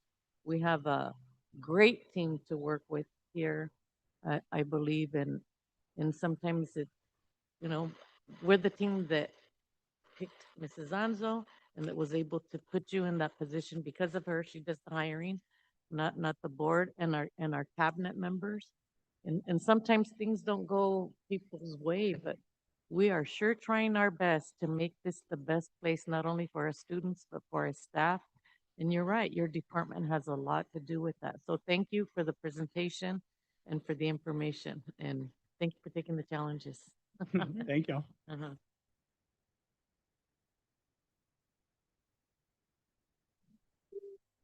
Okay, so we're gonna go on to board reports. This time I'm gonna start here on my left with Mr. Velasquez. Anything to report? No? Mr. Ocampo? No, I'm good. Thank you. Ms. Garcia? No, just looking forward to the open houses that are scheduled for tomorrow. A lot of them on a Thursday. So yeah, thank you. And Ms. Perez? Okay, nothing here either. So we'll go ahead and go on to, oh, this is the main chow mein. Ms. Anzo, the superintendent, please. I just want to reinforce earlier what Mr. Diaz said. Today is Admin Assistance Day.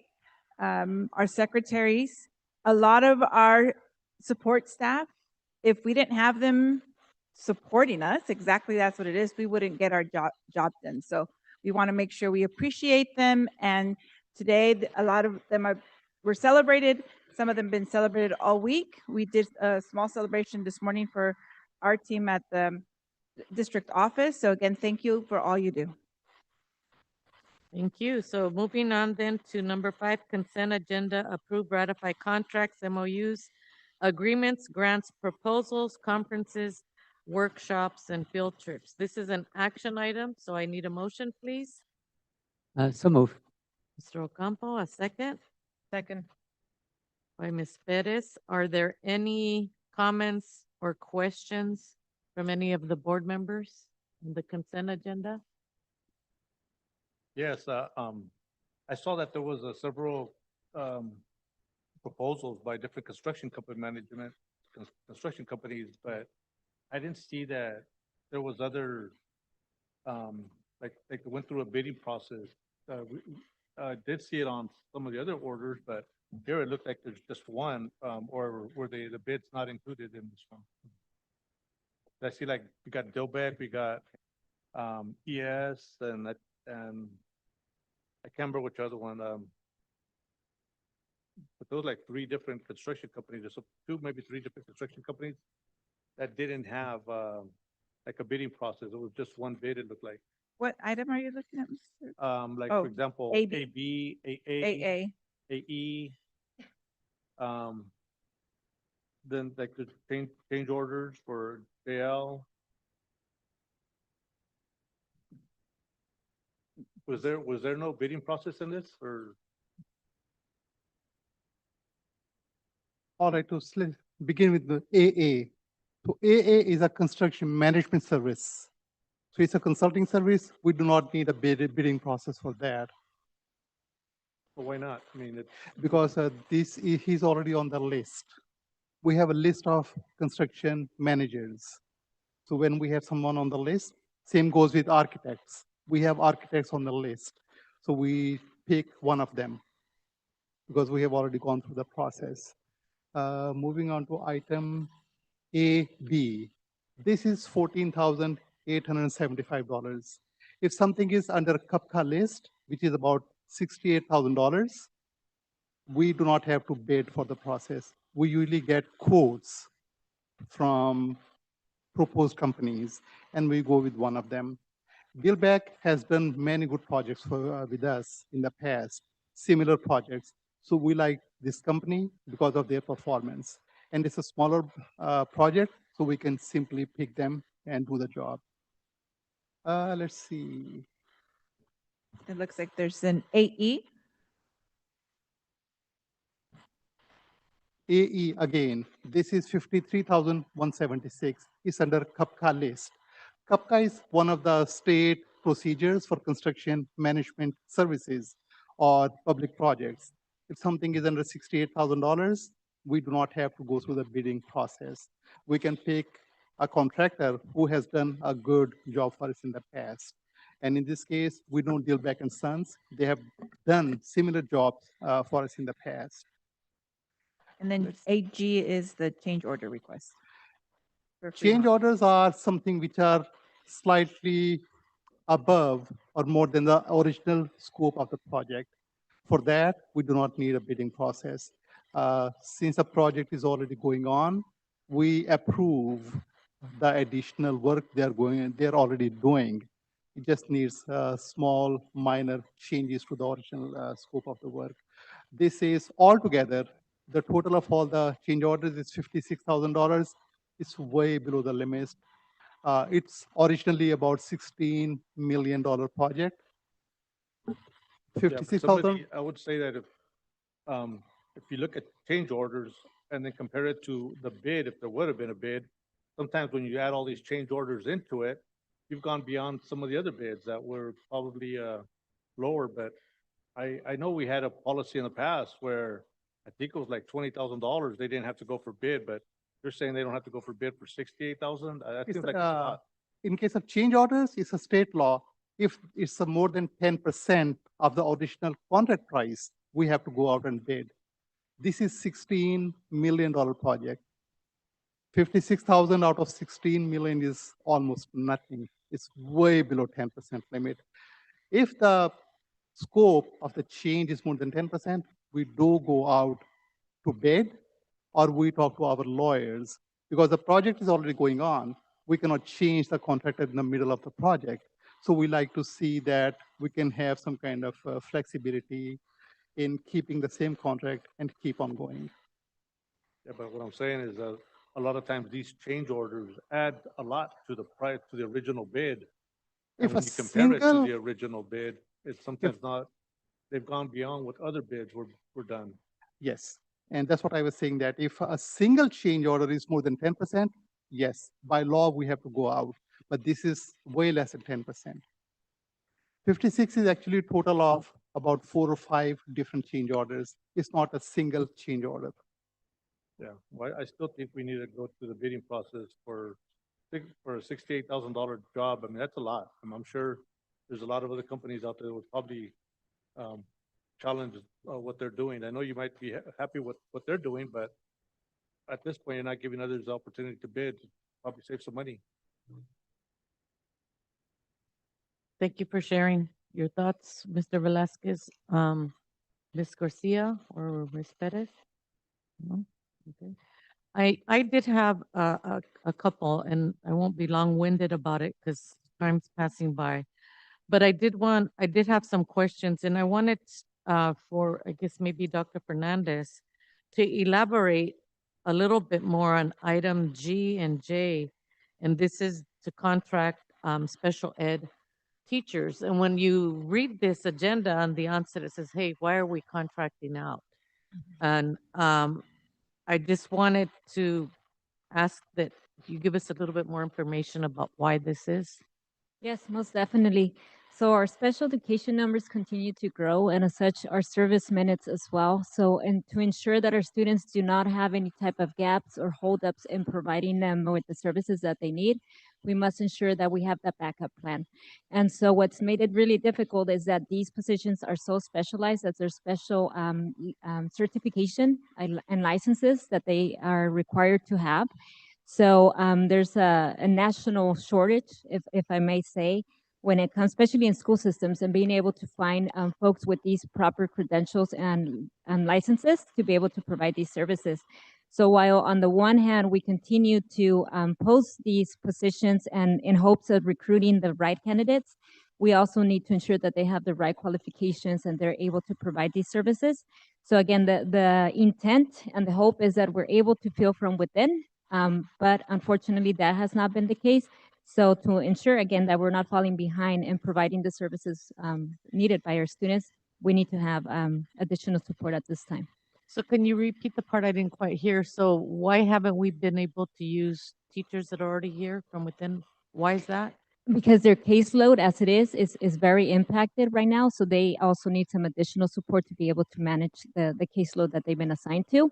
And in that, ensuring that all students are being provided with the services that they need. So ensuring that we have the proper IEP services listed and also the minutes that each student is receiving.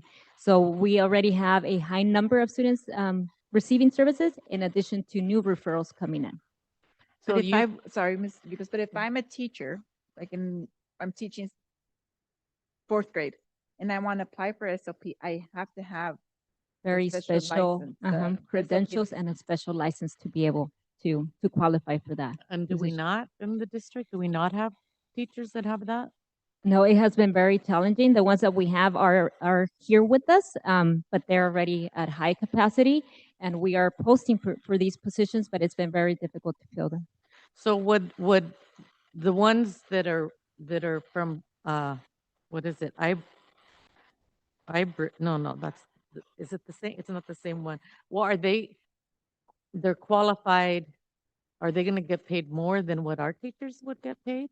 Not necessarily. We always try to project higher to ensure that we have the funding available, but it's really being a charge against the services or the minutes that, not the minutes, but the service that they actually provide. So it might not necessarily end up being that high amount, but nonetheless, we do have to have that amount encumbered in the given case that we need to provide that service. Okay, thank you. Thank you for that. And then my other one is item T, that's the revised agreement with the iBridge Educational and Career Services, and they bring SPED teachers that are the Filipinos, right? And so I guess they aren't having a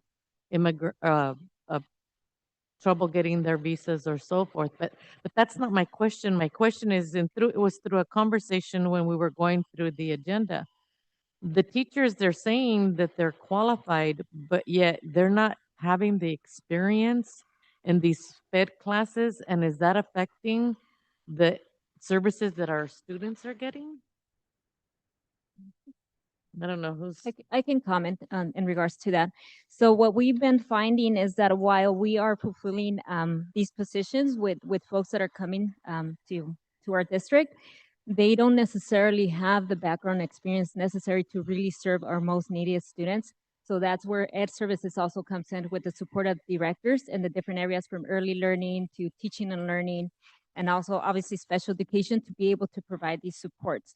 However, like I said, I think there was a lot of assumptions that folks were coming to us ready, and later on we were finding out that we had gaps and we needed to fill those gaps.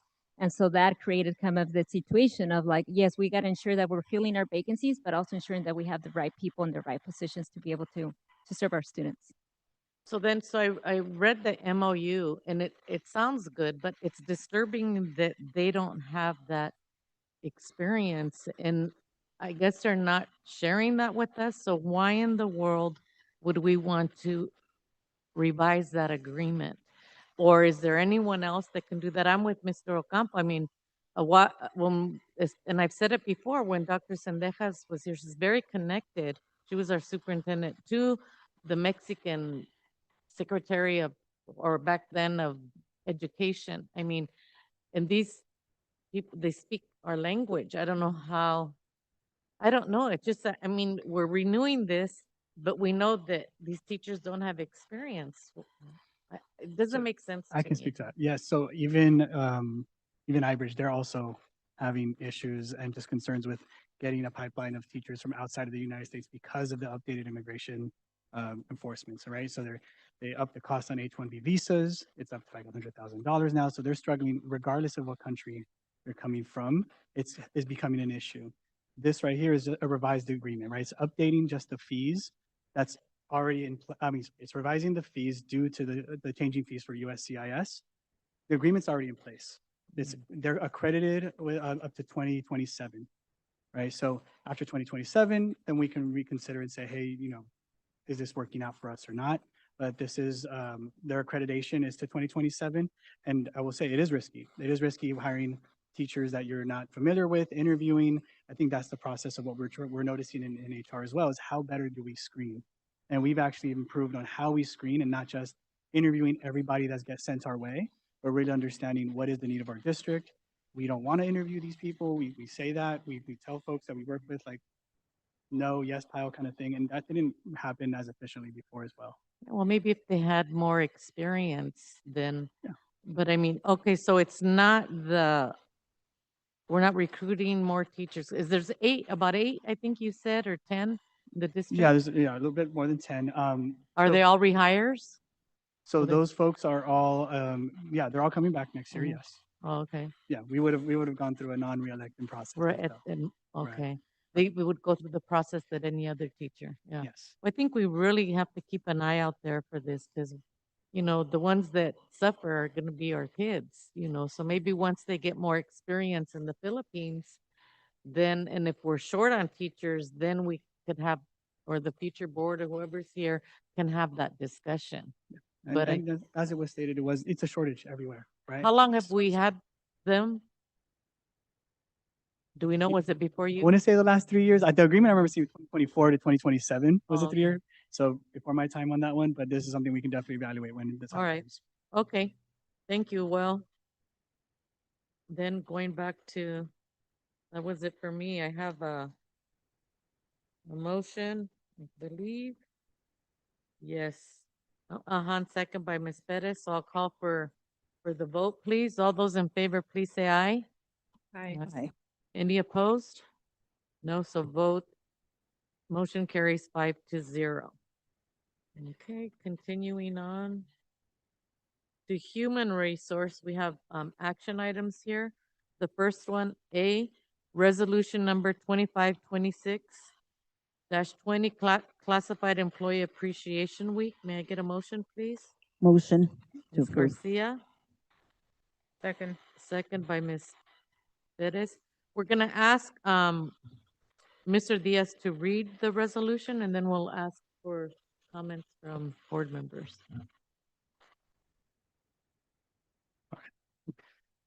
All right, resolution of classified employees appreciation week. Whereas the education of youth is essential to the future of our community, state, country, and world. And whereas classified employees are the backbone of our public education system.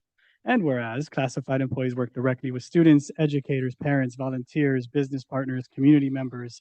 And whereas classified employees support the smooth operation of offices, the safety and maintenance of buildings and property, and the safe transportation of healthy nutrition and direct instruction of students. And whereas our community depends upon the trust classified employees to serve students, and whereas classified employees with their diverse talents and true dedication nurture students throughout the school years. Now, therefore, be it resolved that the Alisal Union School District Board of Trustees proclaim 18th to the 22nd, 2026 to be Classified Employee Appreciation Week. And be it further resolved, I didn't see that part, that the Alisal Union School District Board of Trustees strongly encourages all members of our community to join in this observance, recognizing the dedication and hard work of these individuals. Thank you so much, Mr. Diaz. Anybody have a comment? Ready for the vote? Oh, Mr. Ocampo, please. Yeah, well, the only comment I'd like to make is that, this board does appreciate its classified employees. I mean, they're an integral part of the school. And I think that we are all, a familia, teachers, classified employees, students, parents, all of us, we are a familia, as they say, Alisal fuerte. So anyway, I think it's a great resolution. Thank you. Anybody else? No? Okay, I go ahead and call for the vote. All those in favor, please say aye. Aye. Aye. Are there any opposed? No opposed. Motion carries on a vote of 5-0. Yeah, classified. We have the classified president in our audience there. Ms. Keiko. Act, action item, resolution number 2526-19, Teacher Appreciation Week. And we have a resolution. We're gonna ask that Mr. Diaz also read that one for us, please. It's the Diaz hour, sorry. There we go. All right, resolution of Teacher Appreciation Week. Whereas teachers mold future citizens through guidance and education, and whereas teachers encounter students of widely differing backgrounds, and whereas our country's future depends upon providing quality education to all students, and whereas teachers spend countless hours preparing lessons, evaluating progress, counseling and coaching students, and performing community service, and whereas our community recognizes and supports its teachers in educating the children of this community. Now therefore be it resolved that the Alisal Union School District Board of Trustees proclaim May 4th through the 8th of 2026 to be Teacher Appreciation Week. And be it further resolved that the Alisal Union Board of Trustees strongly encourages all members of our community to join with it in personally expressing appreciation to our teachers for their dedication and devotion to their work. Thank you. So I kind of went backwards there for a minute, but can I get a motion? Motion from Ms. Bettis to vote for Second. Ms. Garcia. Any comment from any of the board members? When is the week of Teacher Appreciation Week? Was that in that resolution? I didn't hear. May 4th through the 8th. Okay, thank you. Anybody indicate? All righty, so board members, I'll call for the vote. All those in favor, please say aye. Aye. Any opposed? Motion carries on a vote of 5-0. Thank you. Item C, action item memorandum of understanding between LSL Union School District and the California School Employees Association for change in hours. Motion, please. So moved. Mr. Ocampo? Second. Second from Trustee Perez. Comments, questions, concerns, board members? No? Okay. All those in favor, please say aye. Aye. Aye. Aye. Any opposed? None. Motion carries and vote will be recorded as 5-0 in favor of. D, action item, revised job description, Director of Leadership Development and Accountability to Director of Leadership and Development. May I get a motion, please? Motion. Motion from Ms. Trustee Perez. Second. Second. Thank you, Mr. Ocampo. Any questions, concerns? No? Call for the vote. All those in favor, please say aye. Aye. Aye. Are there any opposed? No, motion carries 5-0. Item number E, action item, revised job description, Director of Educational Equity to Director of Student Access and Programs. Motion, please. Motion. Perez. Trustee Perez, and is that a second? Velasquez? Oh, yes, thank you. Thank you. Any comments, concerns, questions? No? Thank you. All those in favor, please say aye. Aye. Motion carries and vote will be recorded as 5-0 in favor of. Administrative Services, action item, establishment of Citizen Advisory Committee for considering the renaming of Cesar Chavez Elementary School. May I get a motion, please? Motion. Trustee Perez, second. Second. Thank you, Mr. Ocampo. I like his sign language. Mr. Ocampo, okay, so comments, questions, or concerns on this agenda item? Mr. I Ocampo? have a comment. I try to be short, to the point. Yeah, it's sort of a controversial thing, I guess. I mean, looking at Facebook, it appears like the community is kind of evenly divided on this thing. That I'm supporting. Well, because as you probably have all read, it was a New York Times article that brought this, to the forefront. There apparently were two minors that were accusing, Mr. Chavez of, inappropriate behavior, and obviously we all know that Dolores Huerta also said that, that she was also, I think, it's sexually abused. I'm not sure what the word is, but the the thing that I sort of found interesting was that the reporter collaborated a lot of these things over a year period. It took the reporter a year to actually put the article together, and the collaboration involved interviewing close to about 60 people. You know, there were Chavez family members, there were UFW workers, there were aides, and they all collaborated that this actually took place. There was also about 12 women that came forth and that indicated that they had been sexually molested also. So there seems to be a pattern collaborated by over 60 people. Uh, and it just seems like a whole lot of people. I mean, how do you just sort of turn your back to that? I mean, it's a tough decision. I don't do it happily because, you know, Chavez has always been a hero to me. And because of what he did, obviously, you know, bringing a union to the farm workers and improving their living conditions. So that cannot be taken can ever be taken away from him. That there seems to be enough evidence to indicate that this behavior took place. Did it take place? Well, I don't know, right? But if 60 people are saying yes, it looks like it took place, and all these women, somewhere around 12 plus 2 is 14, about 15 women are saying that there was an incident that took place involving that. It's just very hard, especially when you work in an elementary school, you know, where you're teaching elementary students.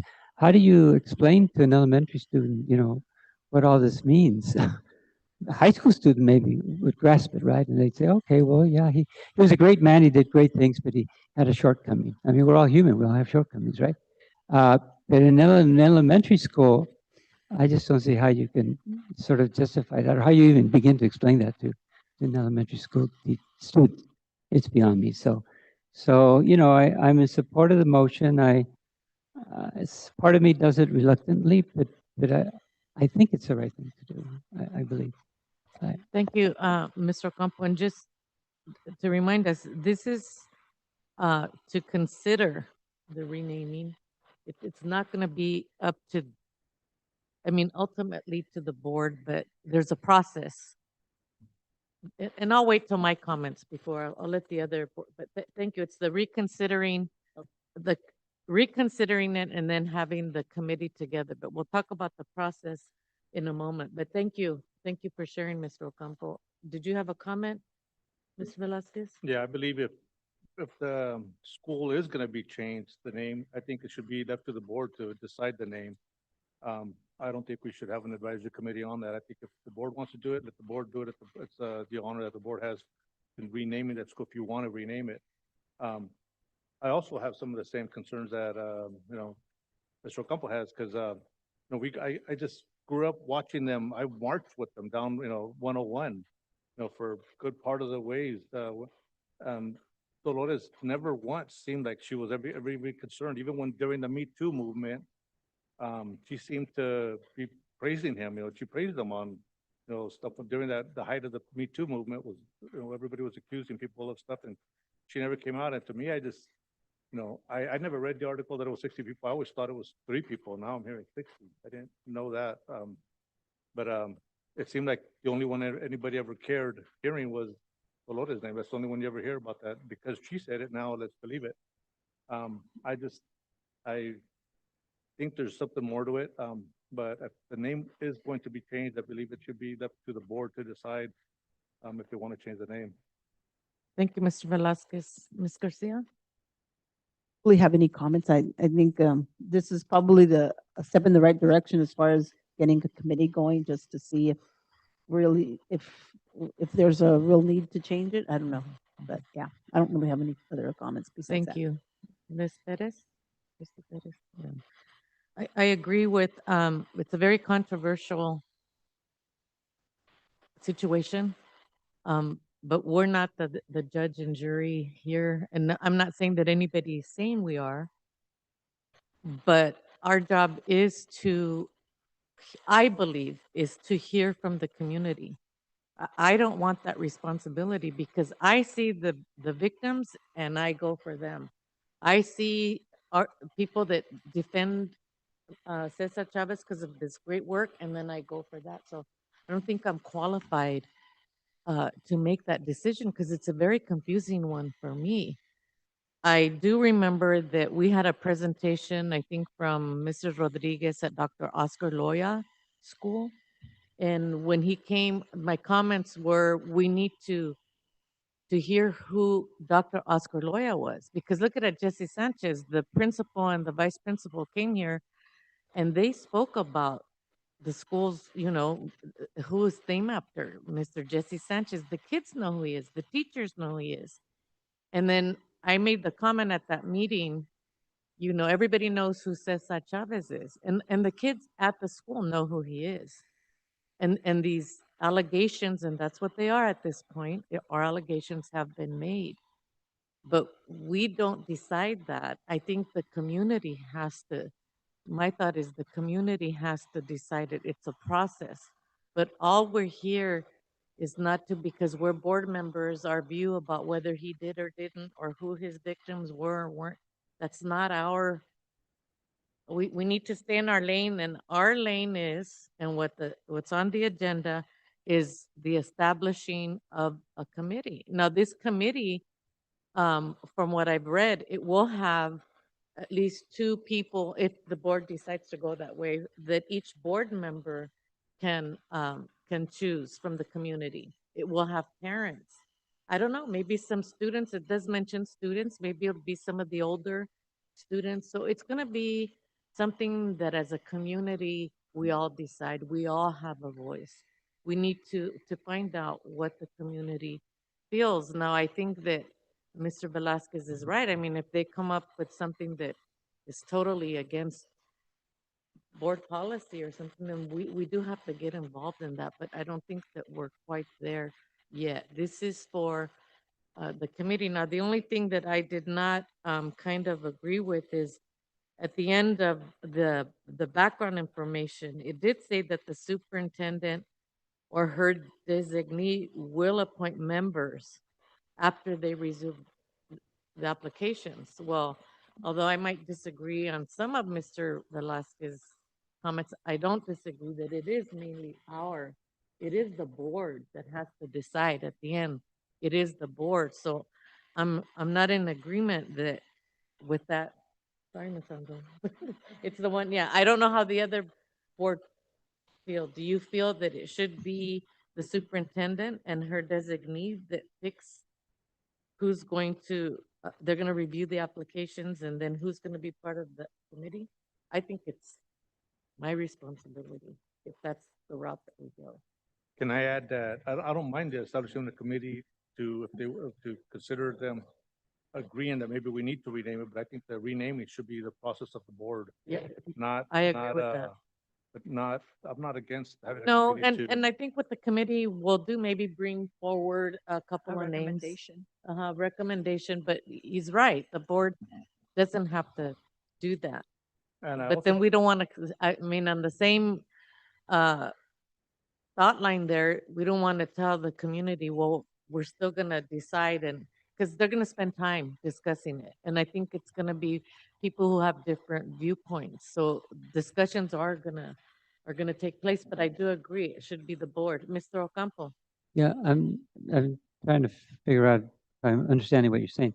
Are you saying that every board member should have the last say in who those two, like I can pick two people and then those people will definitely That's what be. the board policy says, Is yes. that what you're advocating for, or? Yes, that's, yeah, that's what the board policy Okay, says. 'cause I didn't. And nobody changed the board policy, just the background information that we were given does say that it's the superintendent or who, after they review, and maybe her cabinet or whoever, and all, like all you guys, great work.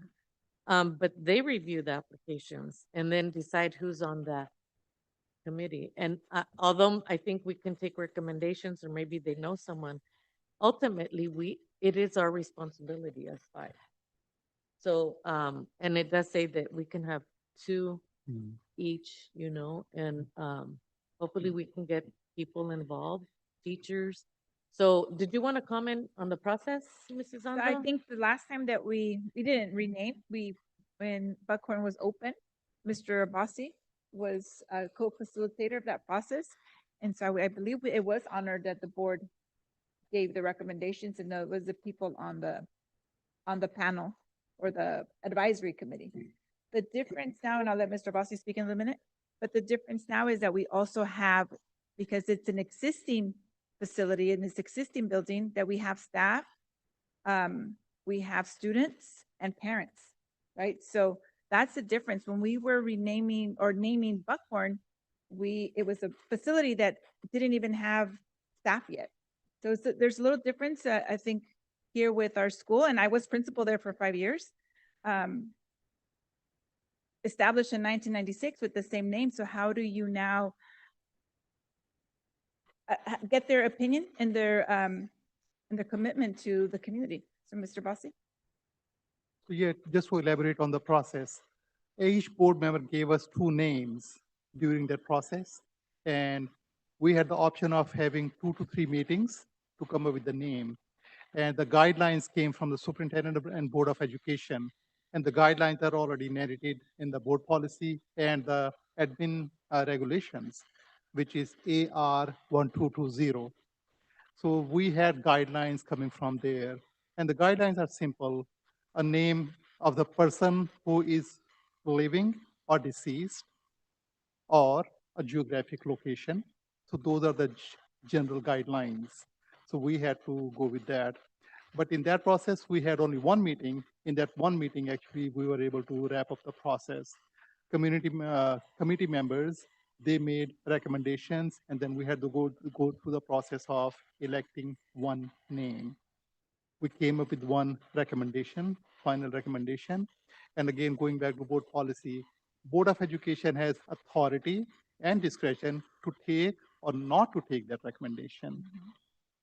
Stay with the current name or take the new name. So it all has in board's authority.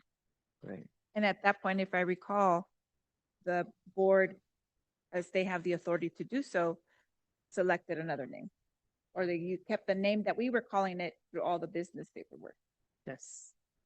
I believe there's a board policy that we implemented that no board could adopt the name of a living person until that person had been dead for at least 5 years.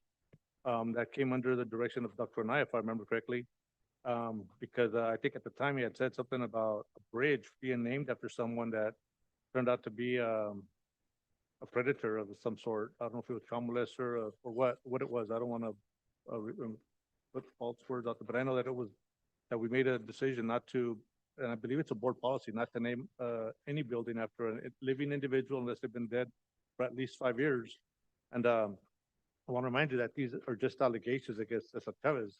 And we have a building right next door, right here, Martin Luther King, that there's also allegations made against him. I remember reading those when that building was named, getting a lot of people that were against that name being named like that, because he also had allegations made against him. Yet we still chose to name it Martin Luther King. So I'm just saying, it's a difficult situation to be put in, but I don't mind having the committee be formed to, if they really want to change the name, hey, let's go with what they want. But I still think the name change should be left up to the board. I have the board policy present here and I've read it, and I think it should say, it does say individuals living or deceased and entities that have made outstanding contributions, including financial contributions to the school community. So it talks about living or deceased, but it doesn't say 5 years. It doesn't say 1 year. So there's no limit on the current policy. Maybe it was changed. It did say that before. Yeah, this one's from 2015. Yeah. This is the most current. So this is the most. It's been changed then, Yeah. more than it has. And right, and we may think of as a board, I mean, when have we really created a policy? And that's our main job here, is to create policy. We might want to think about creating a policy that we just don't do names, period, because things happen. We Yeah, had I like kids, that idea. yeah, I do. just not after a person. I mean, not too long ago, we had a young man that was gonna go try to change the Fremont and then Barden. Because these things come up, valid reasons, and we're probably not all gonna be on the same side all the time. But if you have that, so maybe we need to have that discussion and have Mrs. Anzo help us with that. And we can do that so that nobody goes through this in the future. So this committee could say, change the name, or they could say, leave it what it is, or they could do, I we think, don't know. yeah, I think we have to hear from. We have to hear people, from see- you. Okay. yeah. So your action tonight would be to establish the oversight citizen advisory committee for possible consideration.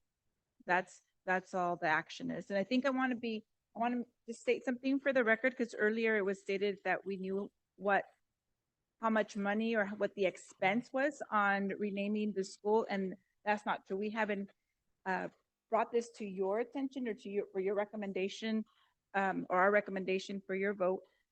So we haven't established any cost yet. That was the news report, KSBW, I believe, reported, but it was for a neighboring district in the Santa Cruz County for Pajaro Valley.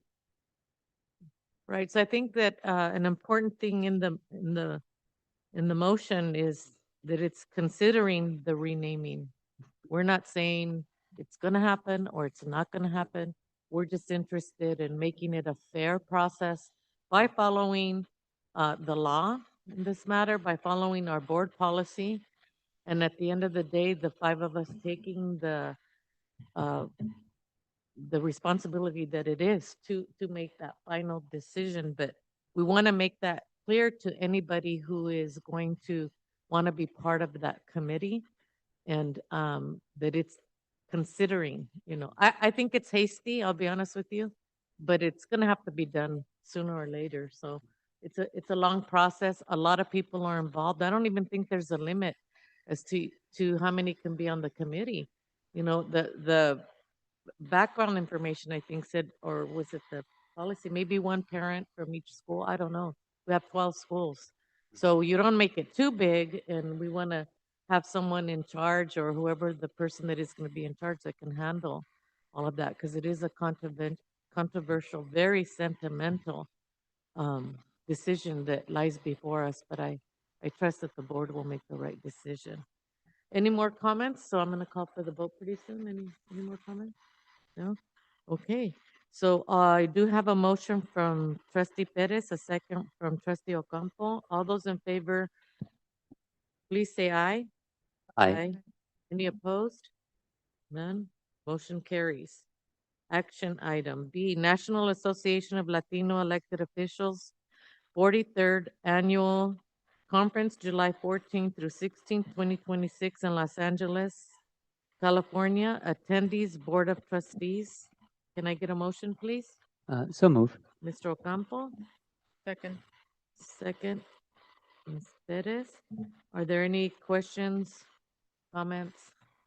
What's the cost and where is it at, Mrs. Alonso? Is it in Los Angeles? It's in Los Angeles, and right now I think the cost on the board item itself is about $16,000, and that's just, they have the It's cost. about it's 13,864.50, and that's estimated if all board members were to go. And then we always estimate high in case we need to get hotel rooms, or there's other costs, and we don't know if board members are flying, driving. So we make sure that that's all estimated into the cost. And I know you know how I voted last time, because we have our tiebreaker here.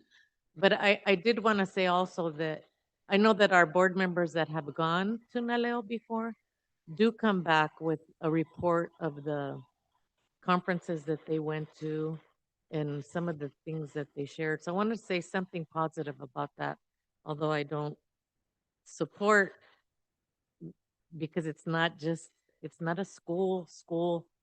Anyway, I don't want to repeat myself. I'm going to go ahead, unless anybody has a comment. I just No. think that if in the future there's going to be Naleo trips to go, I don't believe we should allow, we should make it a board policy that they not be beyond any of the states that touch California. Some of these happen in Florida, they happen in New York, they happen all over the place. I just believe that's too high of a cost for a perk that really the school benefits nothing from, or very, very little from at all. I mean, you get to meet with people, but but they benefit the board member, not necessarily the school. And I think to have these little perks that really don't benefit the school, I don't think we really should consider them. Here in LA, I'm not going to oppose it. But outside of any state that touches California, I think we should have a policy that we don't go. Thank you. Any other comments? Mr. Ocampo? Yeah, I'll try to keep it short. Yeah, I don't, I've been to many NALEO conferences, and I can recall attending many workshops on education, and NALEO does provide workshops on education. But above that, also, I think that just speaking generally, I think that NALEO and our district has a lot of the same goals, and that's because we look at our district, we're like about 95% Latino, in our district. And the major mission of NALEO is to improve, the educational, social, economic, political status of Latinos. And the major goal of this district is, quite frankly, to do the same. So in my mind, at least, the way I look at it, I think that there's a match there. There's a relationship there. And I think that NALEO could really be a major resource to our district, but that depends on the degree of creativity and how assertive our cabinet or our is. But I think there is a possibility there of NALEO being a great resource. I'm sorry, and a lot of workshops, even though they may not be titled education, are still very relevant to the things that we're doing here. For example, I recall years ago attending a workshop on social emotional needs of students and board members and just people in general. And that's important to our district. I mean, we've hired every single one of our schools has a counselor who talks about, the social emotional and tries to meet the social emotional needs of our students. I recall years ago, NALEO had a workshop on affordable housing, and my wife attended with me. Now, my wife brought back a lot of information from NALEO to her district about affordable housing for teachers. And as a consequence of that, now Salinas Union High School District is providing affordable housing to its teachers, in an attempt to get them to stay, that they don't leave. I recall years ago also, I took a workshop in NALEO on how to evaluate your superintendent, and that's one of our major responsibilities. Sorry, that was useful. I also recall taking a workshop on the state of Medi-Cal and health insurance in California. And as we all know, with the cut of the federal subsidies, there's a possibility of about 1 million people in California losing their Medi-Cal insurance. And that's of concern to us, because we're concerned about the medical condition of our parents, and we provide services to them, whether it's through the medical clinic and such. And also, our teachers, every year their premiums go up, which in essence becomes a deduction in their salary. So the whole issue of medical insurance and premiums, I think, is of concern to our district. So my point is that even though a workshop may not be entitled education, it doesn't mean that it doesn't relate to some of the work that we're doing here. The last thing that I just want to say is that one of the big pushes for the NALEO conference this year is to look at the whole deportation crisis that's taking place in California, and that's going to be a real emphasis in their conference.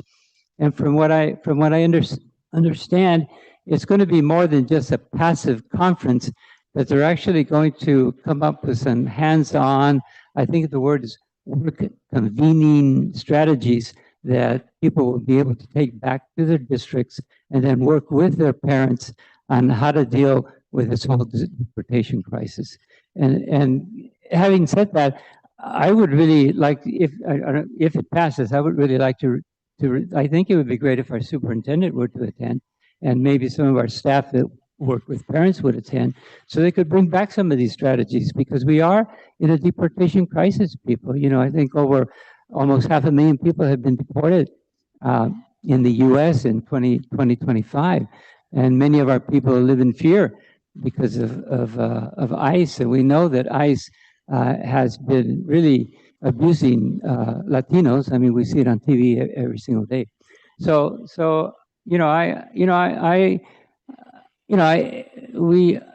we all have different opinions, and I respect the opinions of my colleagues. I'm not saying anything negative about their opinions, but I just wanted to express my opinion. That's my viewpoint on this whole thing.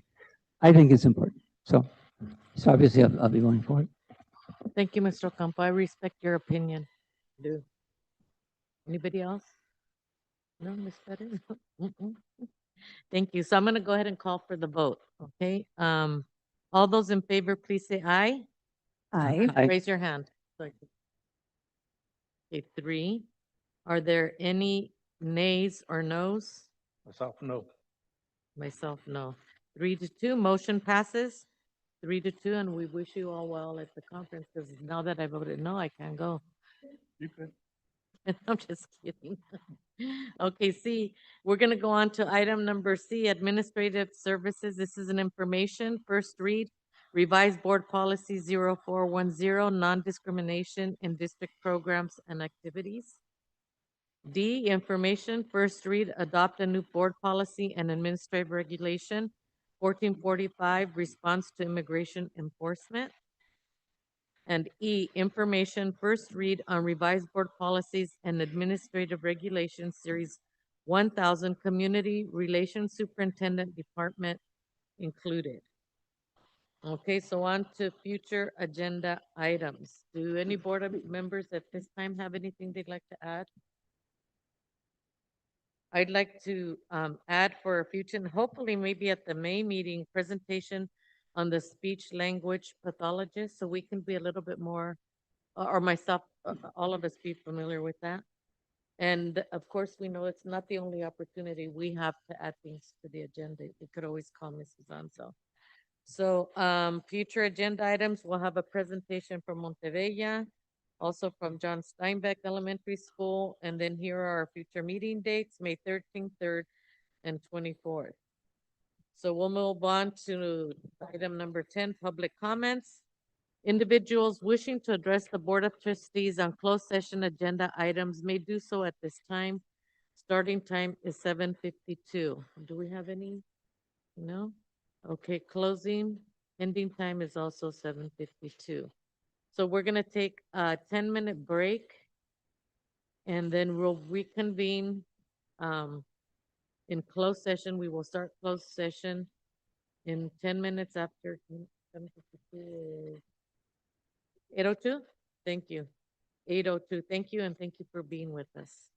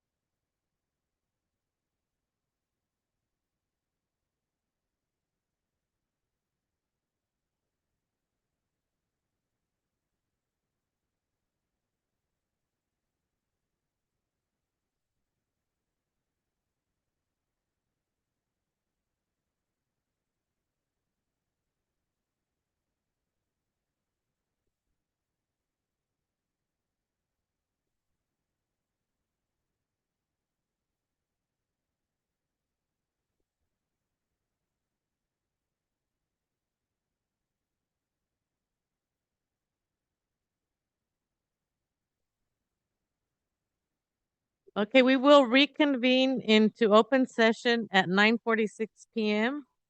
And we do have reportable action. The following action was taken place in closed session. On a vote of 5-0, the board took action on item C to appoint Mary Makowski, Mahowski as assistant principal for Montevilla Elementary for the 2025-26 school year effective immediately. On a vote of 5-0, the board took action on item D to accelerate promotion of 2 students for the 25-26 school year. This change is effective immediately. Thank you. We'll now adjourn at 9:47. Good night. Thank you.